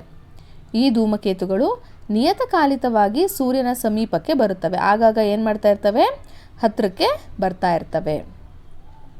ಆದಾಗ್ಯೂ ಸೌರವ್ಯೂಹದಿಂದ ತಪ್ಪಿಸಿಕೊಂಡು ಹೊರಹೋಗುವ ಕೆಲವು ಧೂಮಕೇತುಗಳಿವೆ. ಇನ್ನೂ ಕೆಲವು ಧೂಮಕೇತುಗಳು ಸೂರ್ಯನ ಅಥವಾ ಸೂರ್ಯನ ಗ್ರಹಗಳನ್ನು ಸಮೀಪಿಸಿದಾಗ ಛಿದ್ರವಾಗಿ ಅವುಗಳ ಮೇಲೆ ಬೀಳುತ್ತೆ. ಸೌರವ್ಯೂಹವನ್ನು ರೂಪಿಸುವ ಕಾಯಗಳ ಬಗ್ಗೆ ನಾವು ಕಲಿತಿದ್ದೇವೆ. ಆ ಕಾಯ ಯಾವ್ಯಾವು ಹಾಗಿದ್ರೆ, ಸೂರ್ಯ, 8 ಗ್ರಹಗಳು, ಅವುಗಳ ಉಪಗ್ರಹಗಳು ಮತ್ತು ಚಿಕ್ಕ ಕಾಯಗಳಾದ ಕ್ಷುದ್ರ ಗ್ರಹ ಹಾಗೂ ಧೂಮಕೇತು ಮತ್ತು ಉಪಗ್ರಹಗಳು ಒಟ್ಟಾಗಿ ಸೌರವ್ಯೂಹವನ್ನು ರೂಪಿಸುತ್ತೆ. ಪ್ರತಿ 76 ವರ್ಷಗಳಿಗೊಮ್ಮೆ ಕಾಣಿಸಿಕೊಳ್ಳುವ ಹ್ಯಾಲಿ ಧೂಮಕೇತು ಒಂದು ಪ್ರಸಿದ್ಧವಾದ ಧೂಮಕೇತು. ಅದು ಕೊನೆಯ ಬಾರಿ ಕಾಣಿಸಿಕೊಂಡಿದ್ದು ಯಾವಾಗ? 1986ರಲ್ಲಿ. ಸೊ ಪ್ಲಸ್ಸು 76 ಮಾಡಿ ಎಷ್ಟು ವರ್ಷ ಬರುತ್ತಲ್ವಾ ಅಷ್ಟನೇ ವರ್ಷಕ್ಕೆ ಇದು ಮತ್ತೆ ಕಾಣಿಸ್ಕೊಳ್ಳುತ್ತೆ. ಸೂರ್ಯ ನಮ್ಮ ನಕ್ಷತ್ರ ಸೌರವ್ಯೂಹದಲ್ಲಿನ ಬೃಹತ್ ಮತ್ತು ಅತ್ಯಂತ ಭಾರವಾದ ಕಾಯ. ಸೌರವ್ಯೂಹದಲ್ಲಿ ಸೂರ್ಯ ಬಹುತೇಕ ಎಲ್ಲ ಶಕ್ತಿಯನ್ನು ಉತ್ಪಾದಿಸುತ್ತದೆ. ಸೌರವ್ಯೂಹದ ಇತರ ಎಲ್ಲ ಕಾಯಗಳು ತಮ್ಮ ಮೇಲ್ಮೈಗಳಿಂದ ಪ್ರತಿಫಲಿಸುವ ಸೂರ್ಯನ ಬೆಳಕಿನಿಂದಾಗಿ ಹೊಳೆಯುತ್ತೆ. ಹಾಗೆ ಸೌರವ್ಯೂಹದಿಂದ ಆಚೆಗೆ ಏನಿದೆ? ಹಾಗಿದ್ರೆ ಇಲ್ಲಿವರೆಗೂ ನಾವು ಸೌರವ್ಯೂಹ ಅಂತ ಓದಿದ್ವಲ್ಲ, ಅದೇ ಲಾಸ್ಟ್. ಅದಕ್ಕಿಂತ ಆಚೆ ಏನಾದರೂ ಇದೆಯಾ? ಹಾಲುಹಾದಿ ಗ್ಯಾಲಕ್ಸಿ. ಚಂದ್ರನಿಲ್ಲದ ರಾತ್ರಿಯ ಆಕಾಶದಲ್ಲಿ ನಗರದ ದೀಪಗಳಿಂದ ದೂರವಿರುವ ಕತ್ತಲೆಯ ಸ್ಥಳಗಳಿಂದ ಆಕಾಶದುದ್ದಕ್ಕೂ ಉತ್ತರದಿಂದ ದಕ್ಷಿಣಕ್ಕೆ ಕ್ಷೀಣವಾದ ವಿಸ್ತೃತ ಬೆಳಕಿನ ಪಟ್ಟಿಯನ್ನು ನೋಡಬಹುದು. ಈ ಥರ ಒಂದು ಲೈನು, ಬೆಳಕಿನ ಲೈನನ್ನು ನೀವು ನೋಡಬಹುದು. ಎಲ್ಲಿಂದ? ಉತ್ತರದಿಂದ ದಕ್ಷಿಣಕ್ಕೆ. ಇದೇ ಹಾಲುಹಾದಿ ಅಥವಾ ಆಕಾಶಗಂಗೆ ಎಂದು ಕರೆಯಲ್ಪಡುವ ನಮ್ಮ ಗ್ಯಾಲಕ್ಸಿ. ಗ್ಯಾಲಕ್ಸಿ ಮಿಲಿಯನ್ಗಳಿಂದ ಬಿಲಿಯನ್ ಗಟ್ಟಲೆ ನಕ್ಷತ್ರಗಳನ್ನು ಹೊಂದಿದೆ. ನಮ್ಮ ಸೌರವ್ಯೂಹವು ಹಾಲುಹಾದಿ ಗ್ಯಾಲಕ್ಸಿಯ ಒಂದು ಭಾಗ. ನಮ್ಮ ಗ್ಯಾಲಕ್ಸಿಯ ಹೆಸರೇನು? ಹಾಲುಹಾದಿ ಗ್ಯಾಲಕ್ಸಿ. ವಿಶ್ವ. ಹಾಲುಹಾದಿ ಗ್ಯಾಲಕ್ಸಿಯ ಆಚೆ ಆಕಾಶದಲ್ಲಿ ಅನೇಕ ಗ್ಯಾಲಕ್ಸಿಗಳಿವೆ. ನಕ್ಷತ್ರಗಳು, ಗ್ಯಾಲಕ್ಸಿಗಳು ಮತ್ತು ವಿಶ್ವವನ್ನು ಅರ್ಥ ಮಾಡಿಕೊಳ್ಳಲು ವಿಜ್ಞಾನಿಗಳು ಅವುಗಳನ್ನು ಅಧ್ಯಯನ ಮಾಡುತ್ತಿದ್ದಾರೆ. ಹಾಗಿದ್ರೆ ಹಾಲುಹಾದಿ ಗ್ಯಾಲಕ್ಸಿ ಆಚೆ ಏನಿದೆ?